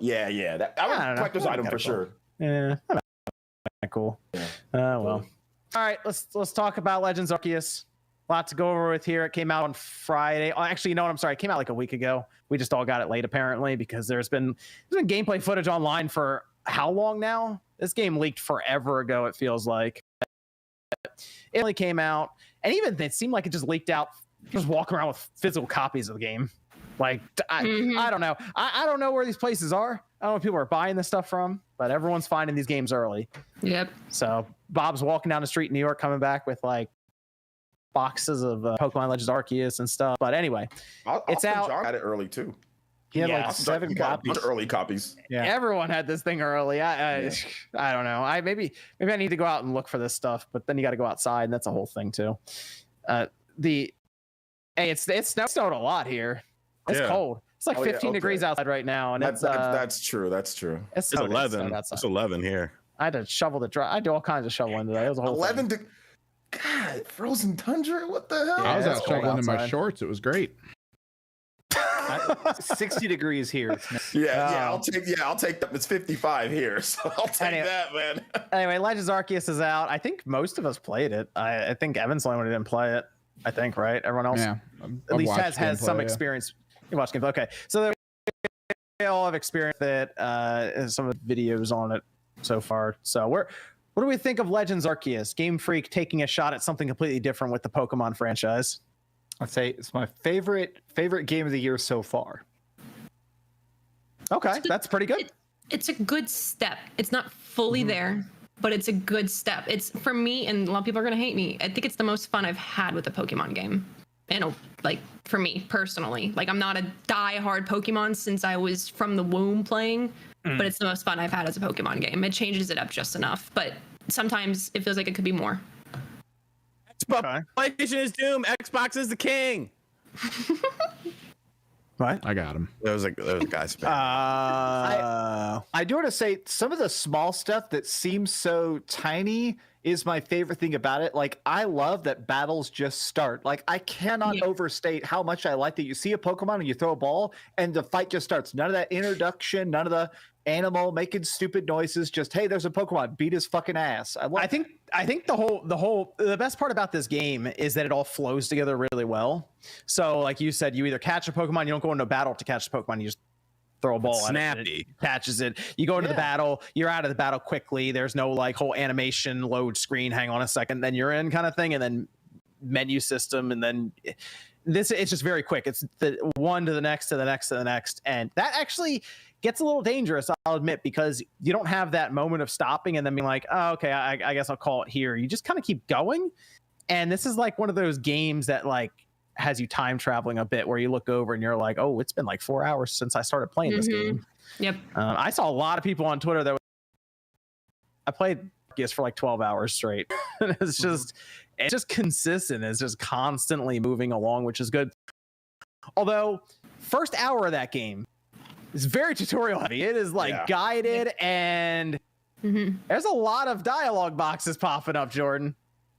A lot of silent dialogue boxes. Yeah, the game, it's fast paced. I think it fixes a lot of the drag issues some may have, just trying to get through, you know, all the little extra steps to get into a battle, to speak with someone. The biggest problem, though, aside from the environments being bland for the most part, is the lack of actual voice acting. And it was okay. And in the other Pokemon games, it felt like, because, oh, it's on the handheld. But now this is such a different, bigger departure. And there's so many important story beats and all these characters talking, and there's these intense moments, and they're talking about important stuff. And they're just sitting there quietly moving their lips. And it's you know, even if it was just like that bare minimum RPG or just like like a noise, just something, and then it just said, just give me something instead of just this blank nothingness. That is the biggest annoyance in the game. Everything else is fun. It's fast. I like catching. It flows really nicely, and you can just lose hours and hours going through and just going in these areas and catching Pokemon or battling or getting your expedition, you know, stats up. But there's just like those little things that it's like, we're so close to making the perfect game that you were going here for. Maybe the next one, because you have the blueprint now, maybe this next one, and I hate that every Pokemon game, it's always like, oh, it's the next one that they're going to do it. But hopefully the next one just, you know, puts the little flourishes on it to make it perfect. It's funny you said that, Jordan, because we were just talking about Tales of Arise. Dude, like everything is voiced in that game. It's like all conversations they're having, like it's constant. Like how much stuff is voiced in that game, and it's completely different when I went to Pokemon, because I was between the two, and it's just like one is just silent, and you can set up the story, I think, better, so it's more impactful with actual voice acting, and the production value is better there, the presentation. So yeah, that I think would be the next big step for Game Freak, because I noticed I wasn't expecting much of a story in this game. Like usually the Pokemon games I go through, it's like, all right, get the badges, become the ultimate Pokemon master. There's like some strange stuff going on in this game that they're trying to set up with like this mystery of like the crack in the sky and all these things, right? So they're trying to build an actual story here with different characters. It just feels kind of hollow right now because the lack of voice acting or attention to detail for that. It's cool that they, and I don't want to spoil what the story is, but yeah, it's cool seeing certain story points play and see how this game is connected to Diamond and Pearl, how it fits in the Pokemon universe. It's a cool concept. There's cool characters, a lot of surprises, and it's good. It feels like this is the best like story direction. They're trying to put a big emphasis on crazier ideas since Black and White and Black and White 2.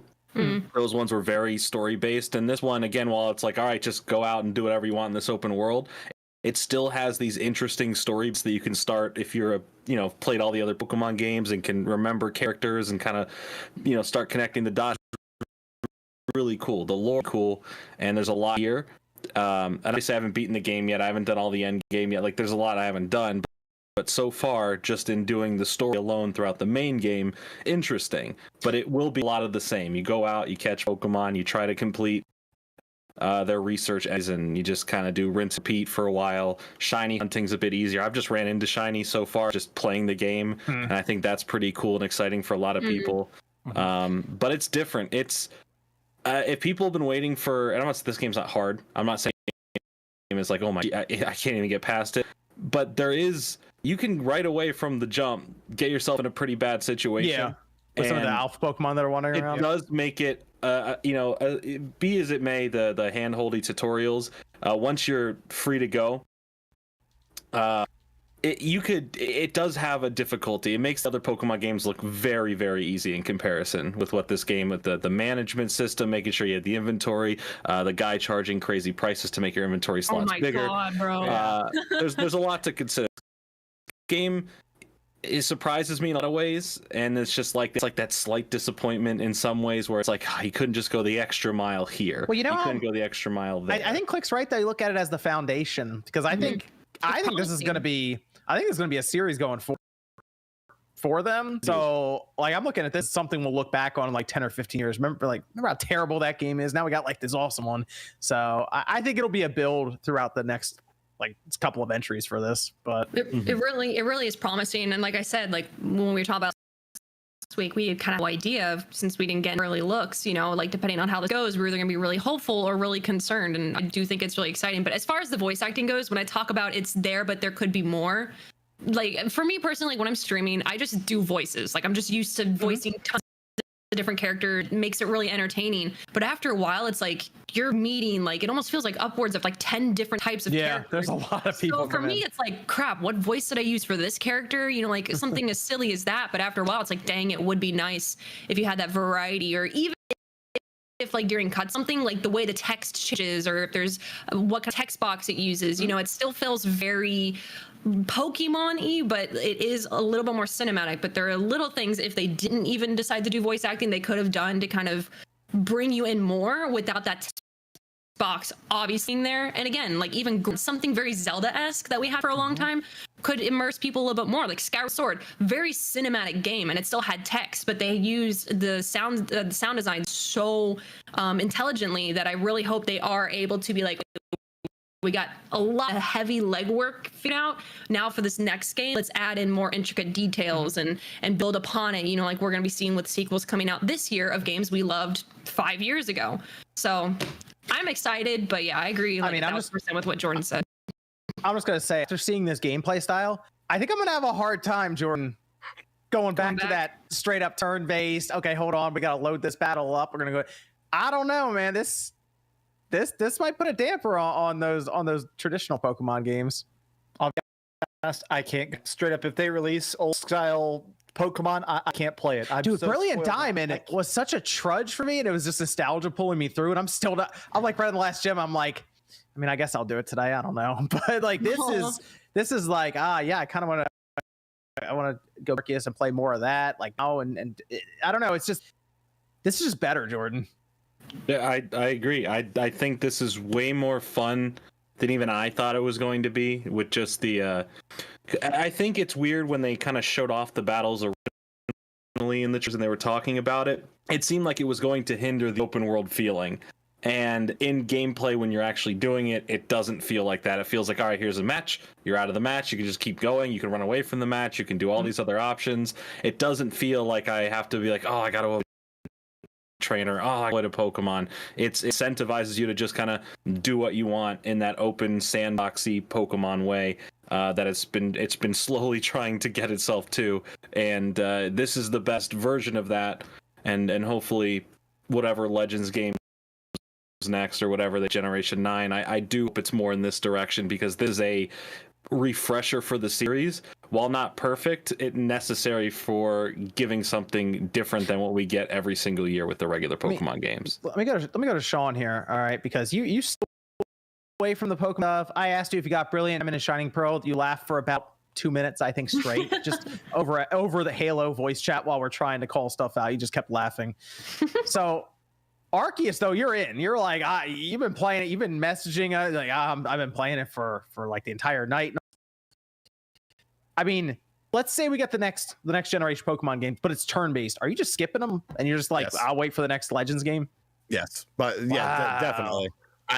I could not, because the thing about, I know there's different camps of Pokemon fans, and there's actually a lot of people that can't scan because of how different it is. But to me, that was my big, like, ever since I saw this game, like when we first saw it, whenever it was, I think it was a Pokemon presentation, I was like, okay, I want this. I want to see if it's actually different. I want to see what they do differently.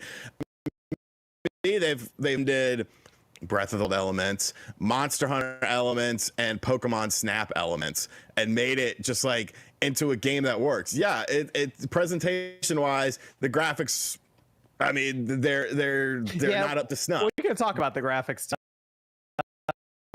The gameplay loop is just so good that, you know, and I did a video when the embargo lifted for the game, talking about some of the reviews that came out. And I don't remember which review it was, but one of the reviews said that the areas were small and contained. To that person, I have to say, did you play the game? Right? Because they're not small, and they actually, even the first area is big. Yeah, well, the first area is huge once you get all the different abilities to traverse the landscape more so. So I almost like people are preconditioned with games and style, because you might see something over there and you're like, oh, I probably can't go over there. There's a river behind it. You know, there's a river in front of it. I won't be able to cross that, whatever. But you can go there. You just have to have the right stuff in order to go.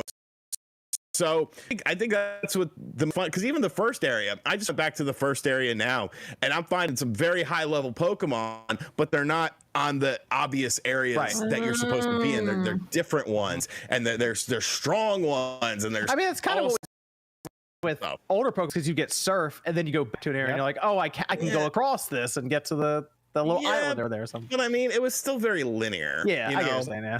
It was still extremely linear, and that linearity, while still kind of there, it's definitely more open. It's definitely different. The fluidity of being able to, you know, battle a Pokemon and then get right out of it, and then throw a Pokemon at something like a tree because you want the apricorns on there, so you can go quickly craft stuff. Everything's just fast, and it really you involved in the game more so. I like how junky the Pokeballs look too. Yeah. They look terrible. It's funny because there's a little firecracker that shoots out of it, and I like them playing into the idea of this being like forever ago, like right at the beginning of the whole thing, and using these like antique like items and stuff. It's a fun idea for that. That's something that's subtle in this. When you related it to Monster Hunter, I like Monster Hunter a lot, and for a reason a lot of people don't, is that in Monster Hunter, that every character seemed excited to be in the Monster Hunter world. The people crafting your items are excited. The other hunters and stuff are so excited. This reminds me of that, where like every person you interact with seems thrilled to be catching the first Pokemon ever and stuff. Yeah, and I like that. The science 10 just seems like, you have a Pidgey? Like, holy shit. You know, I love that. Like everybody is so hyped about everything. It's really very contagious.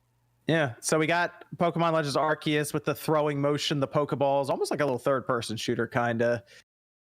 And that's still my favorite right now, is you legitimately just throw a Pokeball at these Pokemon walking around in the field. And, you know, I hope in the next one they play on that a bit more, because sometimes it'll be pretty far away and I'll throw this Pokeball like across the field and it'll hit the Pokemon and nothing will happen. So I don't know, radius, like, oh, you got to be a little close to them. And sometimes the Pokemon will see me throw a rock or something. I'm like, all right, I guess. But that, like, I would like to see them do like curve throws, or like give you points for distance from how far away you are when you throw the Pokeball at them. And there are some cool things I think they could do with that mechanic, with the throwing and all this. But Pokeball sniper rifles, like see one and blast them. You can do all kinds of stuff with it. Why not give you a Pokeball gun? Okay, the visuals though, terrible. Okay. This was a, I mean, this sense they showed it off in front of us in our computer monitors or TVs or whatever, and I think it is the weakest part of the game. Obviously, are the visuals. Game Freak is unfortunately not the best 3D development, and it's pretty obvious here. But hopefully with this, it's like you think that more collaborations or partnerships could kind of come out of it. You know, like people seeing this and being like, okay, there's a market for this. There's an interest. There's a lot of groundwork here. Like, let's do something, you know, teams on, I don't know. If it costs money, they could just cut corners and survive. It'll be good. But they're like one of the biggest franchises ever, bro. And they haven't needed to do much to stay that way. That's actually so reminds me of what it? Jeff Grubb said. Xbox spends $69 billion to compete. PlayStation, our games cost $200 million Nintendo voice acting is a bit trendy for a game that will sell 15 million copies. Accurate. Yeah, graphics wise, it's really the environments, and then from a distance, if you see a big Pokemon in the distance, it kind of moves at like 2 frames. I mean, it's like a book. If you see a big Slicks in the background, it just flying Pokemon have like 2 frames. If you're not looking directly at them, they'll just literally have wings up and wings down, and they teleport forward. Did you see? I had that Breath of the Wild moment with the flying Gyarados. Yes. Yes. Is that a Gyarados? It looks like he's inchworming, and then I ran over, and the frames came back, and I was like, that was almost a perfect moment. It's really that, and it's the environments that either look too of the same, like with the trees, or the ground with not a lot of detail on. But when it comes to the Pokemon and character models themselves, I don't know if it's every single Pokemon, but there is like distinct Pokemon that do look different in this game. Like Ghastly, the whatever you call that, the gas behind him, it's completely different. Flareon's tail is stylized now. Like there's new character models, and I do think the Pokemon and their animations, I think, are closer to what people wanted more of in Sword and Shield, with how they kind of do their attacks, how they move around. All of that's a lot better, and it feels like they're doing these attacks when they're doing them. They're either calling for the attacks to happen, or they're doing them themselves. And I think the models look great. The character models look fine. Again, they're just kind of there. They look all right. But the Pokemon themselves look 10 times better than they ever have. And I think that's important. Again, the blueprint of this all, it's really the environments that you see throughout everything that really kind of go, well, like the city's nice, but the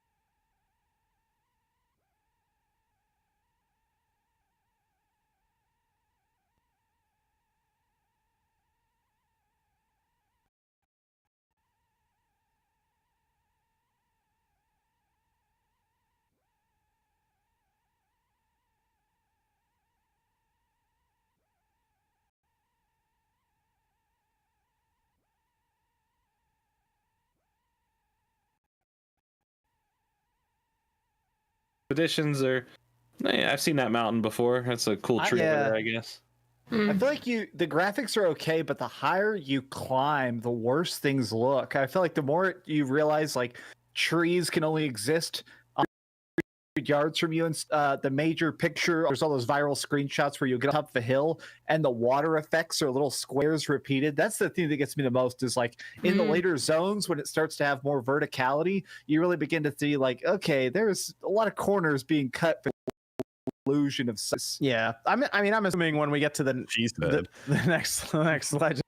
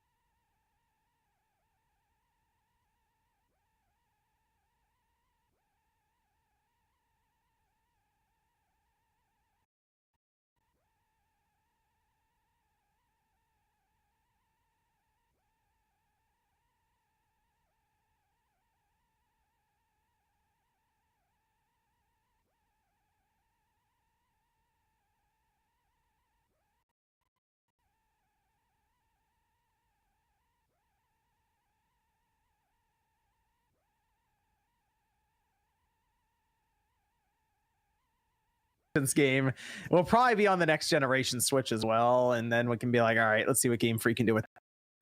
But I think the visuals themselves, while the weakest part, it's not getting in the way as much as I thought it was going to when I first saw the game. I was like, oh, this is going to be rough. It runs pretty smooth. Yeah. I could for the most part ignore the weird like flat textures on the ground as long as it's fun enough. And I think it's at least fun enough to eclipse that.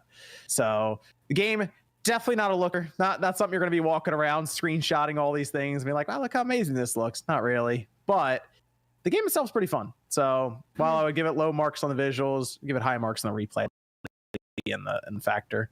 So I think it's worth picking up. I think it's a good enough game for the money, and I think you're getting a lot of time out of it. Like I'm seeing people spend 12 hours in a sitting and they're like still in the beginning of the game. So I spent 11 yesterday with it. I didn't even intend to do it. Like I was just like, oh, let me start this up, and I was like, ooh, you know, I think if you've fallen out of Pokemon, this is a good way to get back into it. Yeah.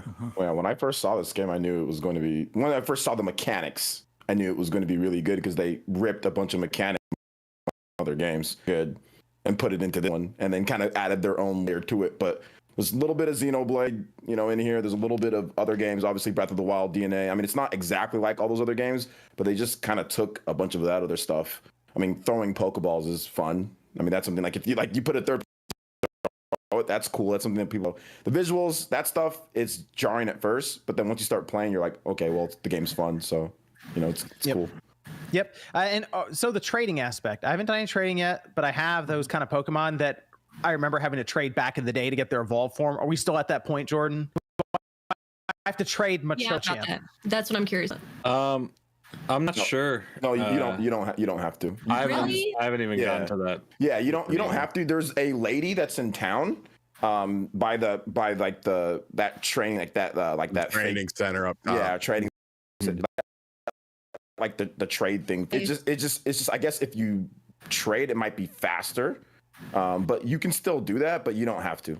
Okay, cool, very good. So I can evolve my Haunter into a Gengar and my Machoke into a Machamp. Okay, good. Mm-hmm. I will say, mechanic-wise, this game allowing you to kind of interswap every single move for any of the characters that you unlock, and that you can evolve when you're ready to, once you meet the requirements. Yes. I think that is really, really cool, as well as when you're trying to complete search on an individual Pokemon. You don't have to just go off the initial checklist. You can check, okay, I'm going to do this, that, or this, and I'll hit level 10. I don't have to do everything on the list or do everything specifically, just a combination of it to hit that level 10 for the research. I think that kind of gives a lot of variety. I think it allows you really in depth with how you kind of put your team together and what they can do. I think they've crafted the best and most user friendly system from a lot of things people wanted to see for better life in the game. Fixing the issues that people. I'm gonna go back to. I gotta finish Brilliant Diamond. I'm just gonna be mad the entire time now. I just realized it's like you can switch moves out. You don't have to forget them. Evolve when you want. No, check this out, man. So just throw the traditional games away. We don't need Gen 9 and traditional Pokemon. Just do Legends. All they need to do is just incorporate some of the things from there into the next ones. Because the big thing with this is that there's no like PvP, and that's we're not as into that, but that's such a huge aspect. We're built off of PP. I remember back in the day, it was you're gonna beat your friend's ass, on the schoolyard, like in Pokemon Yellow or the link cables. You guys remember that? Like doing the link cable stuff. So like it's built off that, and there's even still to this point with Sword and Shield. I know all of us aren't super high on, but there's still hella playing Sword and Shield competitive battling. So they need to just rip some ideas. I made a video on it, but they need to rip some ideas from here. Stuff like being able to switch the Pokemon, like right there, like you don't have to go into a menu to switch what Pokemon you're starting with. It's just, you can just quick swap it. So all things that should have been in there a long time, even without Legends, that stuff should have been there, like being able to quickly swap items and Pokemon, and a lot of these things should have already been in there. So they can still do the normal generation that they do. They can still do that, but they just need to take some of the cool stuff. But I think there should be, I think that there should be regular Pokemon generation multiplayer, because balancing multiplayer and the moves like this agile style and strong style will not work Yeah, it's broken for a multiplayer, so you can't do that. So they're going to have to figure out how to, if they want to put it in. But I think they should separate them, make the legends, and then make the regular ones, and then feed off each other. I would say last part. How do they? What do you think their Pokemon setup looks like, or their schedule looks like going forward? Do you think they're just going to do 2, or do you think they're going to do Let's Go as well and have 3 separate series going? Go to the streets. That needs to go to the. Throw that game out.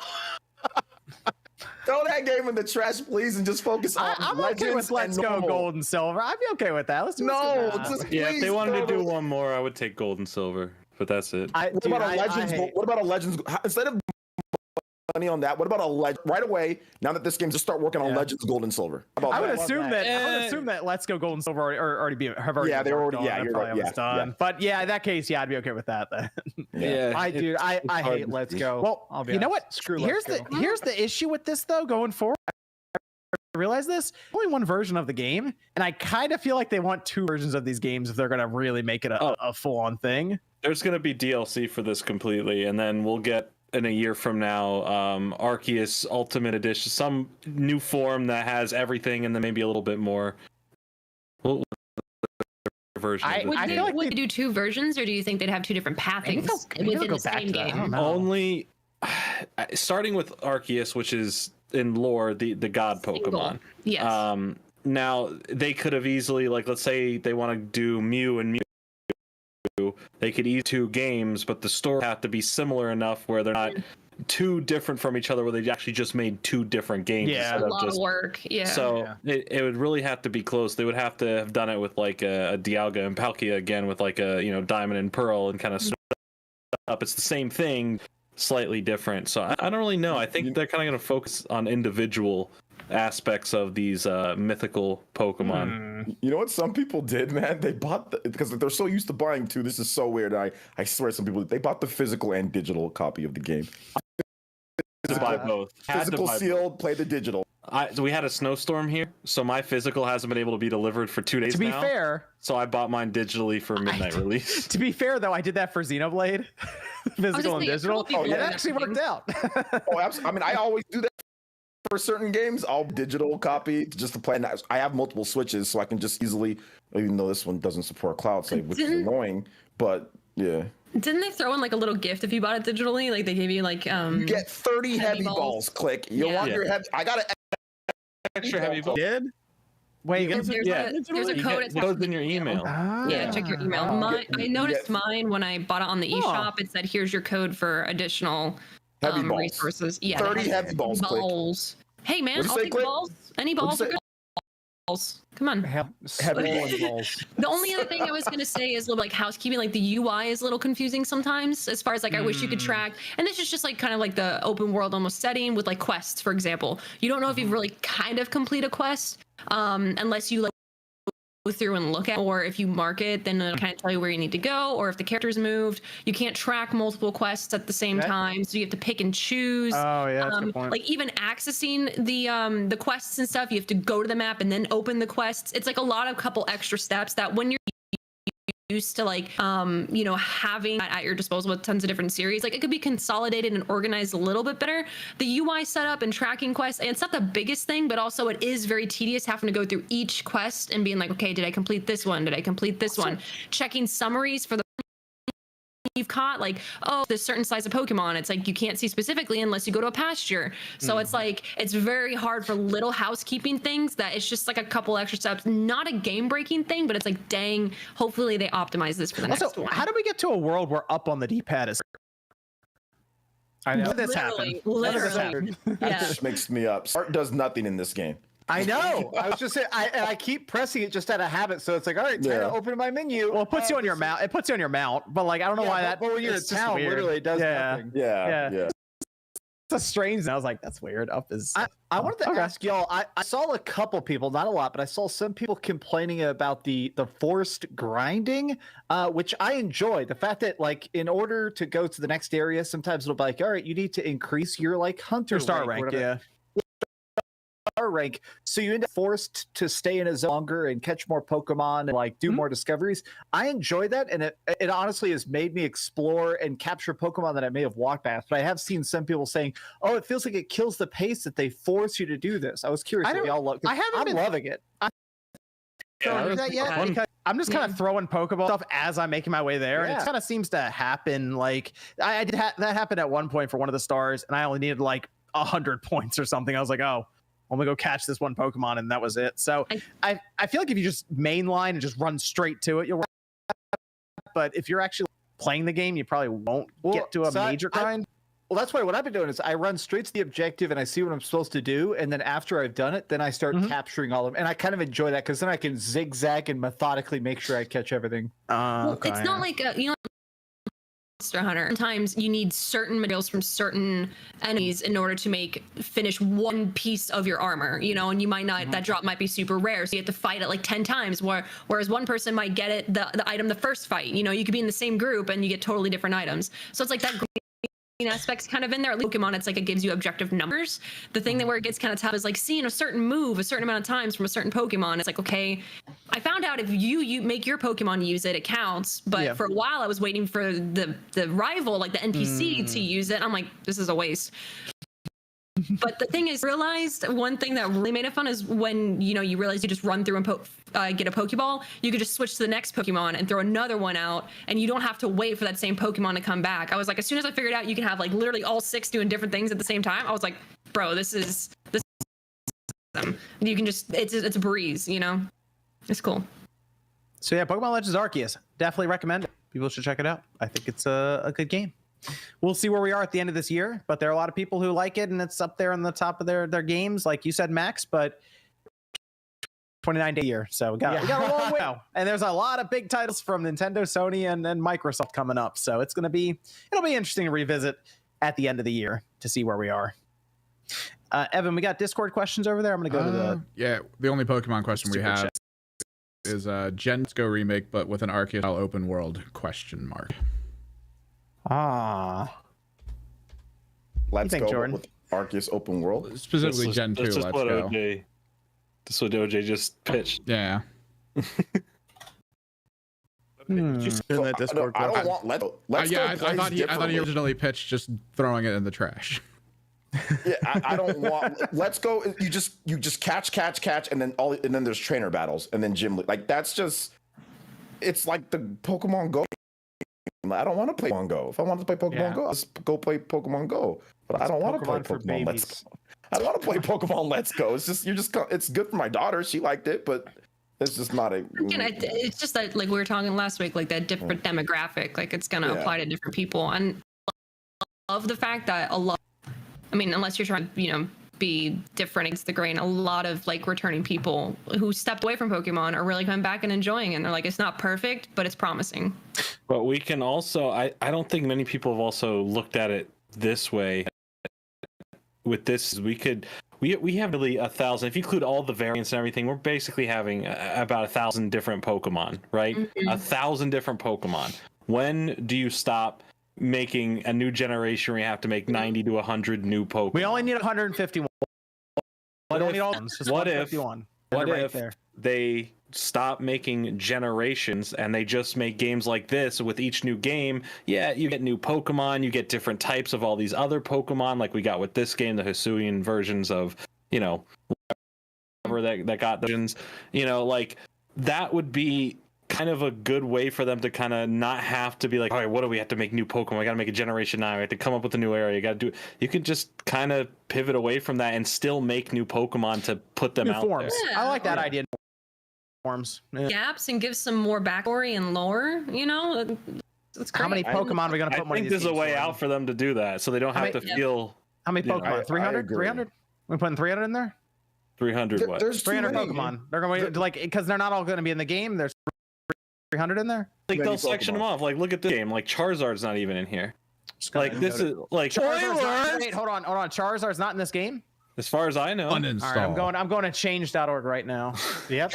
But like they could do that, and they can add more later. They could have DLC. They can build upon putting new that's the problem we got with They can't Sword and release Shield. a new card set without Charizard. They give us this game without him. Let's make the rules. I'm just saying this could be a way for.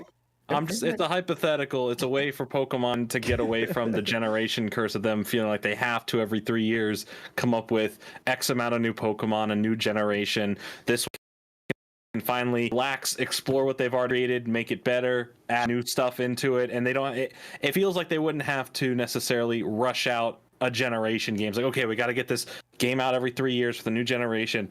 To have all the game, we have to have all the toys, all them lined up for this. This can kind of relax that. But last question, what starter did everyone go with? Cyndaquil. Cyndaquil, hell yeah. Rowlet. Starter. The fire dude. Yeah, Cyndaquil. What? I don't know names, man. Did everyone but Clint went with Cyndaquil? Cyndaquil is the most popular one. Yeah, Cyndaquil is my favorite starter of all time. Typhlosion was really awesome. Bow tie round ball. Ow. Yeah, but Typhlosion has fire coming out of its neck. Yeah, Typhlosion. Cool Pokemon. Gold and Silver came out. That was like that was the cool one. Well, New Typhlosion's sick. I love the I was saying in chat because we took a poll and obviously Cyndaquil was the most popular than Rowlet, and then whatever the other one's called. Oshawott. Yeah. But the thing is, I was.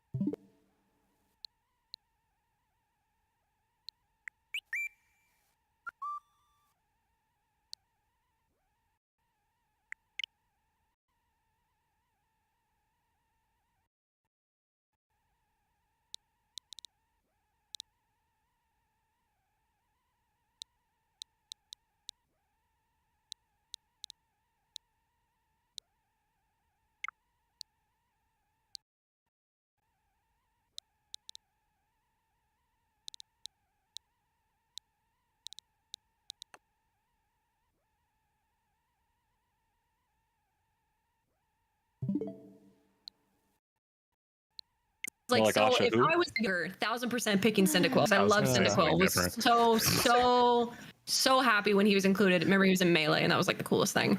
And then Rowlet, super adorable. That's what I go now. But I was like, let's pick the otter just because I feel bad. Like, I just really feel bad for this poor thing. Like, no one loves it, and everybody's like, I love it. It's like, you're the one guy in the back, bro. I'm glad someone's loving it. I think it's interesting how dominated it is that everybody's like.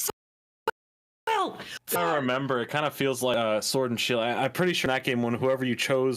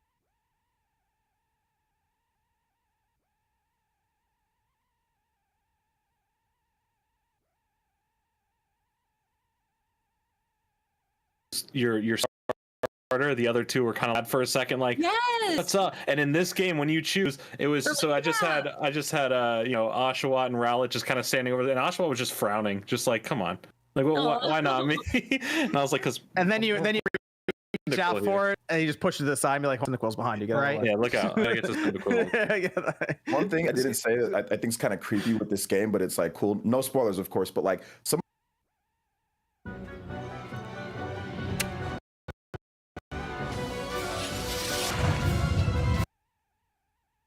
of the stuff, like if you read, like, you guys ever read like the Pokedex entries for these Pokemon? And it's like sad. really crazy or sad. Yeah. They kind of play with that a little bit in this game too, like with some of the side quests. So that was like, whoa, wait, hold up. Like that's a bad Pokedex entry. And like you're actually like doing something in that thing. In that. My favorite is like at the beginning, they're like, if you know, good luck passing the test, otherwise you're gonna fucking die. Good luck. I know. Oh my god! They explicitly say like you will come back a hero, or you were left in the wilds to die. Like, damn, We no won't pressure. feel bad. Yeah. Is that like that's like 5 minutes after they said, "Oh, you're 15. You're probably good to work here." Then. I know, It's right? like, oh wow, okay, thanks. Able to take down the glowing Pokemon. Oh, you did it. Okay, cool. You won't be able to take that. Oh, you did it. Okay. You have the Well, side quest where it's like this, where they said someone should check out the Drifloon that's playing with the kids, and you look at the Pokedex entry. It's like Drifloon kids away. It's like someone should look into that. It carries kids away. For those who don't know in the chat, like in the Pokedex, it carries kids away and it doesn't bring them back. Yeah, like the person so nonchalantly is like, I think there were kids playing with the Drift. I don't know. Maybe you get a chance, and it's like, whoa, someone should probably do that now. Maybe should call the police. I don't know. Like the first, what do we do here? This is like the first Drifloon that's ever killed somebody. It's like this is like you're reenacting the history. This is history. This. Yeah. We looked at the Pokedex entry. Okay, carries children away. It is funny the amount of times they're like, there's a giant noble Pokemon who's practically a god of this territory. We all worship it. He's got insane. All right, 15-year-old, you go take care of. I'm gonna smoke my, It's so funny because he mauled people. That's what they say. He freaking mauled the people. And you're like, oh, you're sending me just one. It's like mauling the whole like galaxy team. Or I'm like, bro, gotta do it. I don't the event.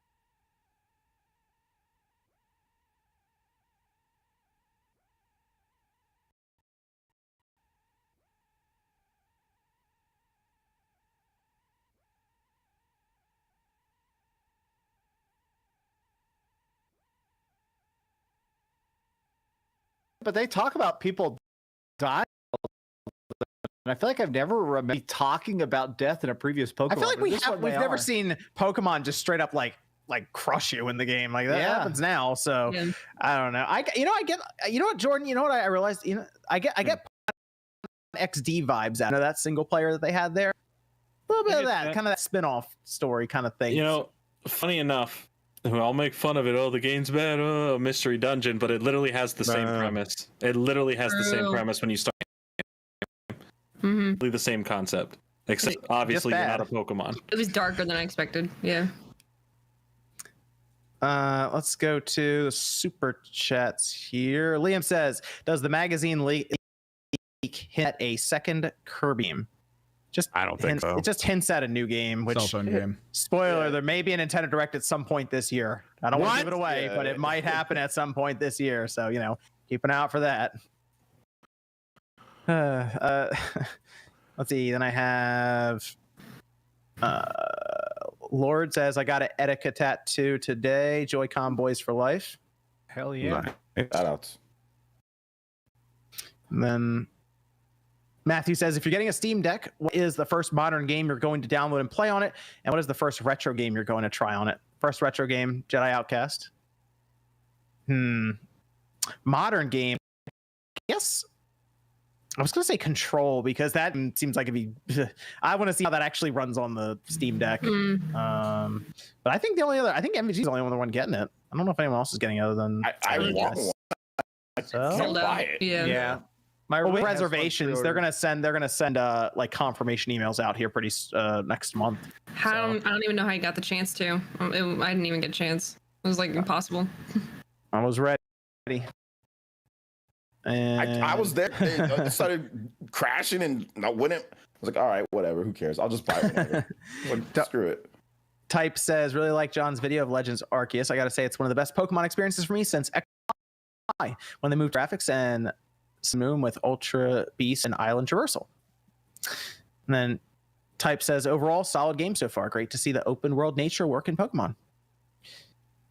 This is from Ice. With the force of NFT by publishers, I think it will crash and burn like a lot of games as service because too many are on the market. And do you think Final Fantasy 6 or Dragon Quest will have them? I think that's supposed to be 16, maybe.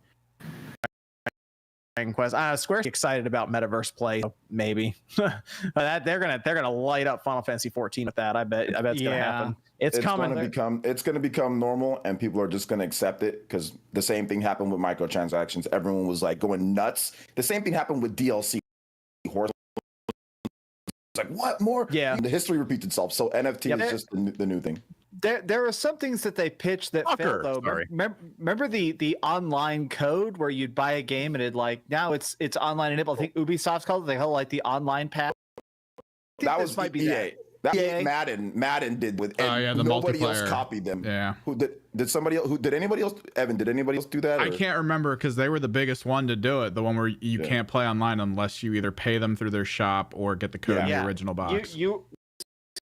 For those who don't know, your game new, it would be sealed, and when you opened it up, there would be a code you put in that enabled you to play online. And if you sold it at GameStop and somebody bought it, they couldn't play online unless they paid like $5 or $10. Yeah, that was crazy. I can't. This NFT stuff just like it can't possibly stick around. I don't know. You're right, microtransactions. I think Jordan and Evan should have a discussion about this. Yeah, 1000%. I just think maybe it hasn't hit a point where it's really. I think the concept is so in its that it's like it's hard to conceptualize something that it's hard to fully understand, but also maybe serves a sort of utility or purpose. Let me move on to the next one. There's a bunch here. Still need to place other stuff. This would turn into a whole conversation. True. Joe says, do you think it's true that the Safe Moon cryptocurrency will revolutionize the future of gaming NFTs and games with its blockchain-like rumors suggest? I hope not. Not Safe Moon. Says, hello, Spawn. Big wrestling fan with WCW, NWO, and WrestleMania 2000 games. What adapter should I use to play my N64 on an HDMI TV? Thanks. Ooh. The Eon. The Retro Tink 5 is really good, and it's not super expensive, and it works with a bunch of different things. I'm not a big fan of the Eon N64 adapter because it just uses S-Video and scales it to an HD television. And Ultra HDMI is like $100. If you just need to like just plug it in just to make it work, and you're not trying to like get the picture, you could probably get cables just to for an afternoon or something, and then put it away. You know, one of those like the pound cables. Yeah, just to be like, oh, I remember if you're just trying to hook it up for now, just to play it, because like the other we're suggesting, if you can find Ultra HDMI, they're all heavy investments. Like we're talking hundreds of dollars for most of them. So if you're just trying to just plug it in, $30 cable just to see if you still would play the game a lot.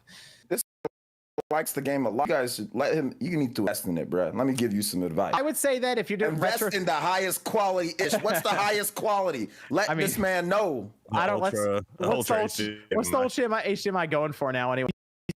See him occasionally. A lot. Are they really? He said it was his favorite. If this man's still playing crusty ass N64 games, you got to give this man the best quality. We got to get him the best. How much is my Ultra HDMI worth now? A lot. 7. Yeah. Wow. There you go. Change. Get it. Let's get it done. I like mine. Mine's cool. I got it sitting right on top of an 64 DD.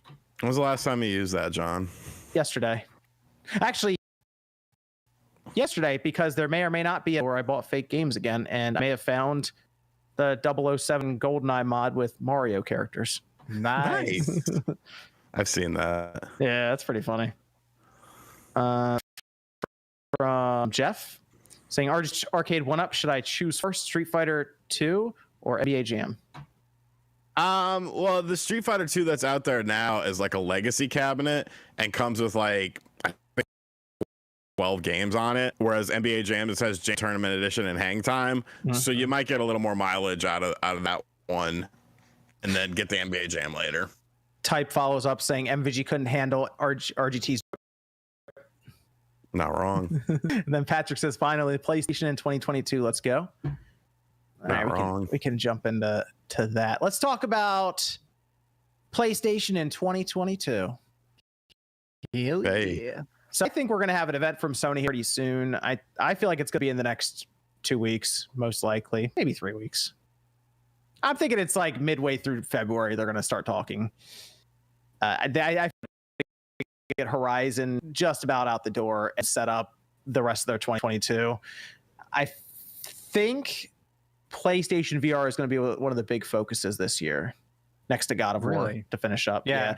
Ghostwire, it sounds like that for like March or April, what like some of the rumors that are popping up now, and even like store listings.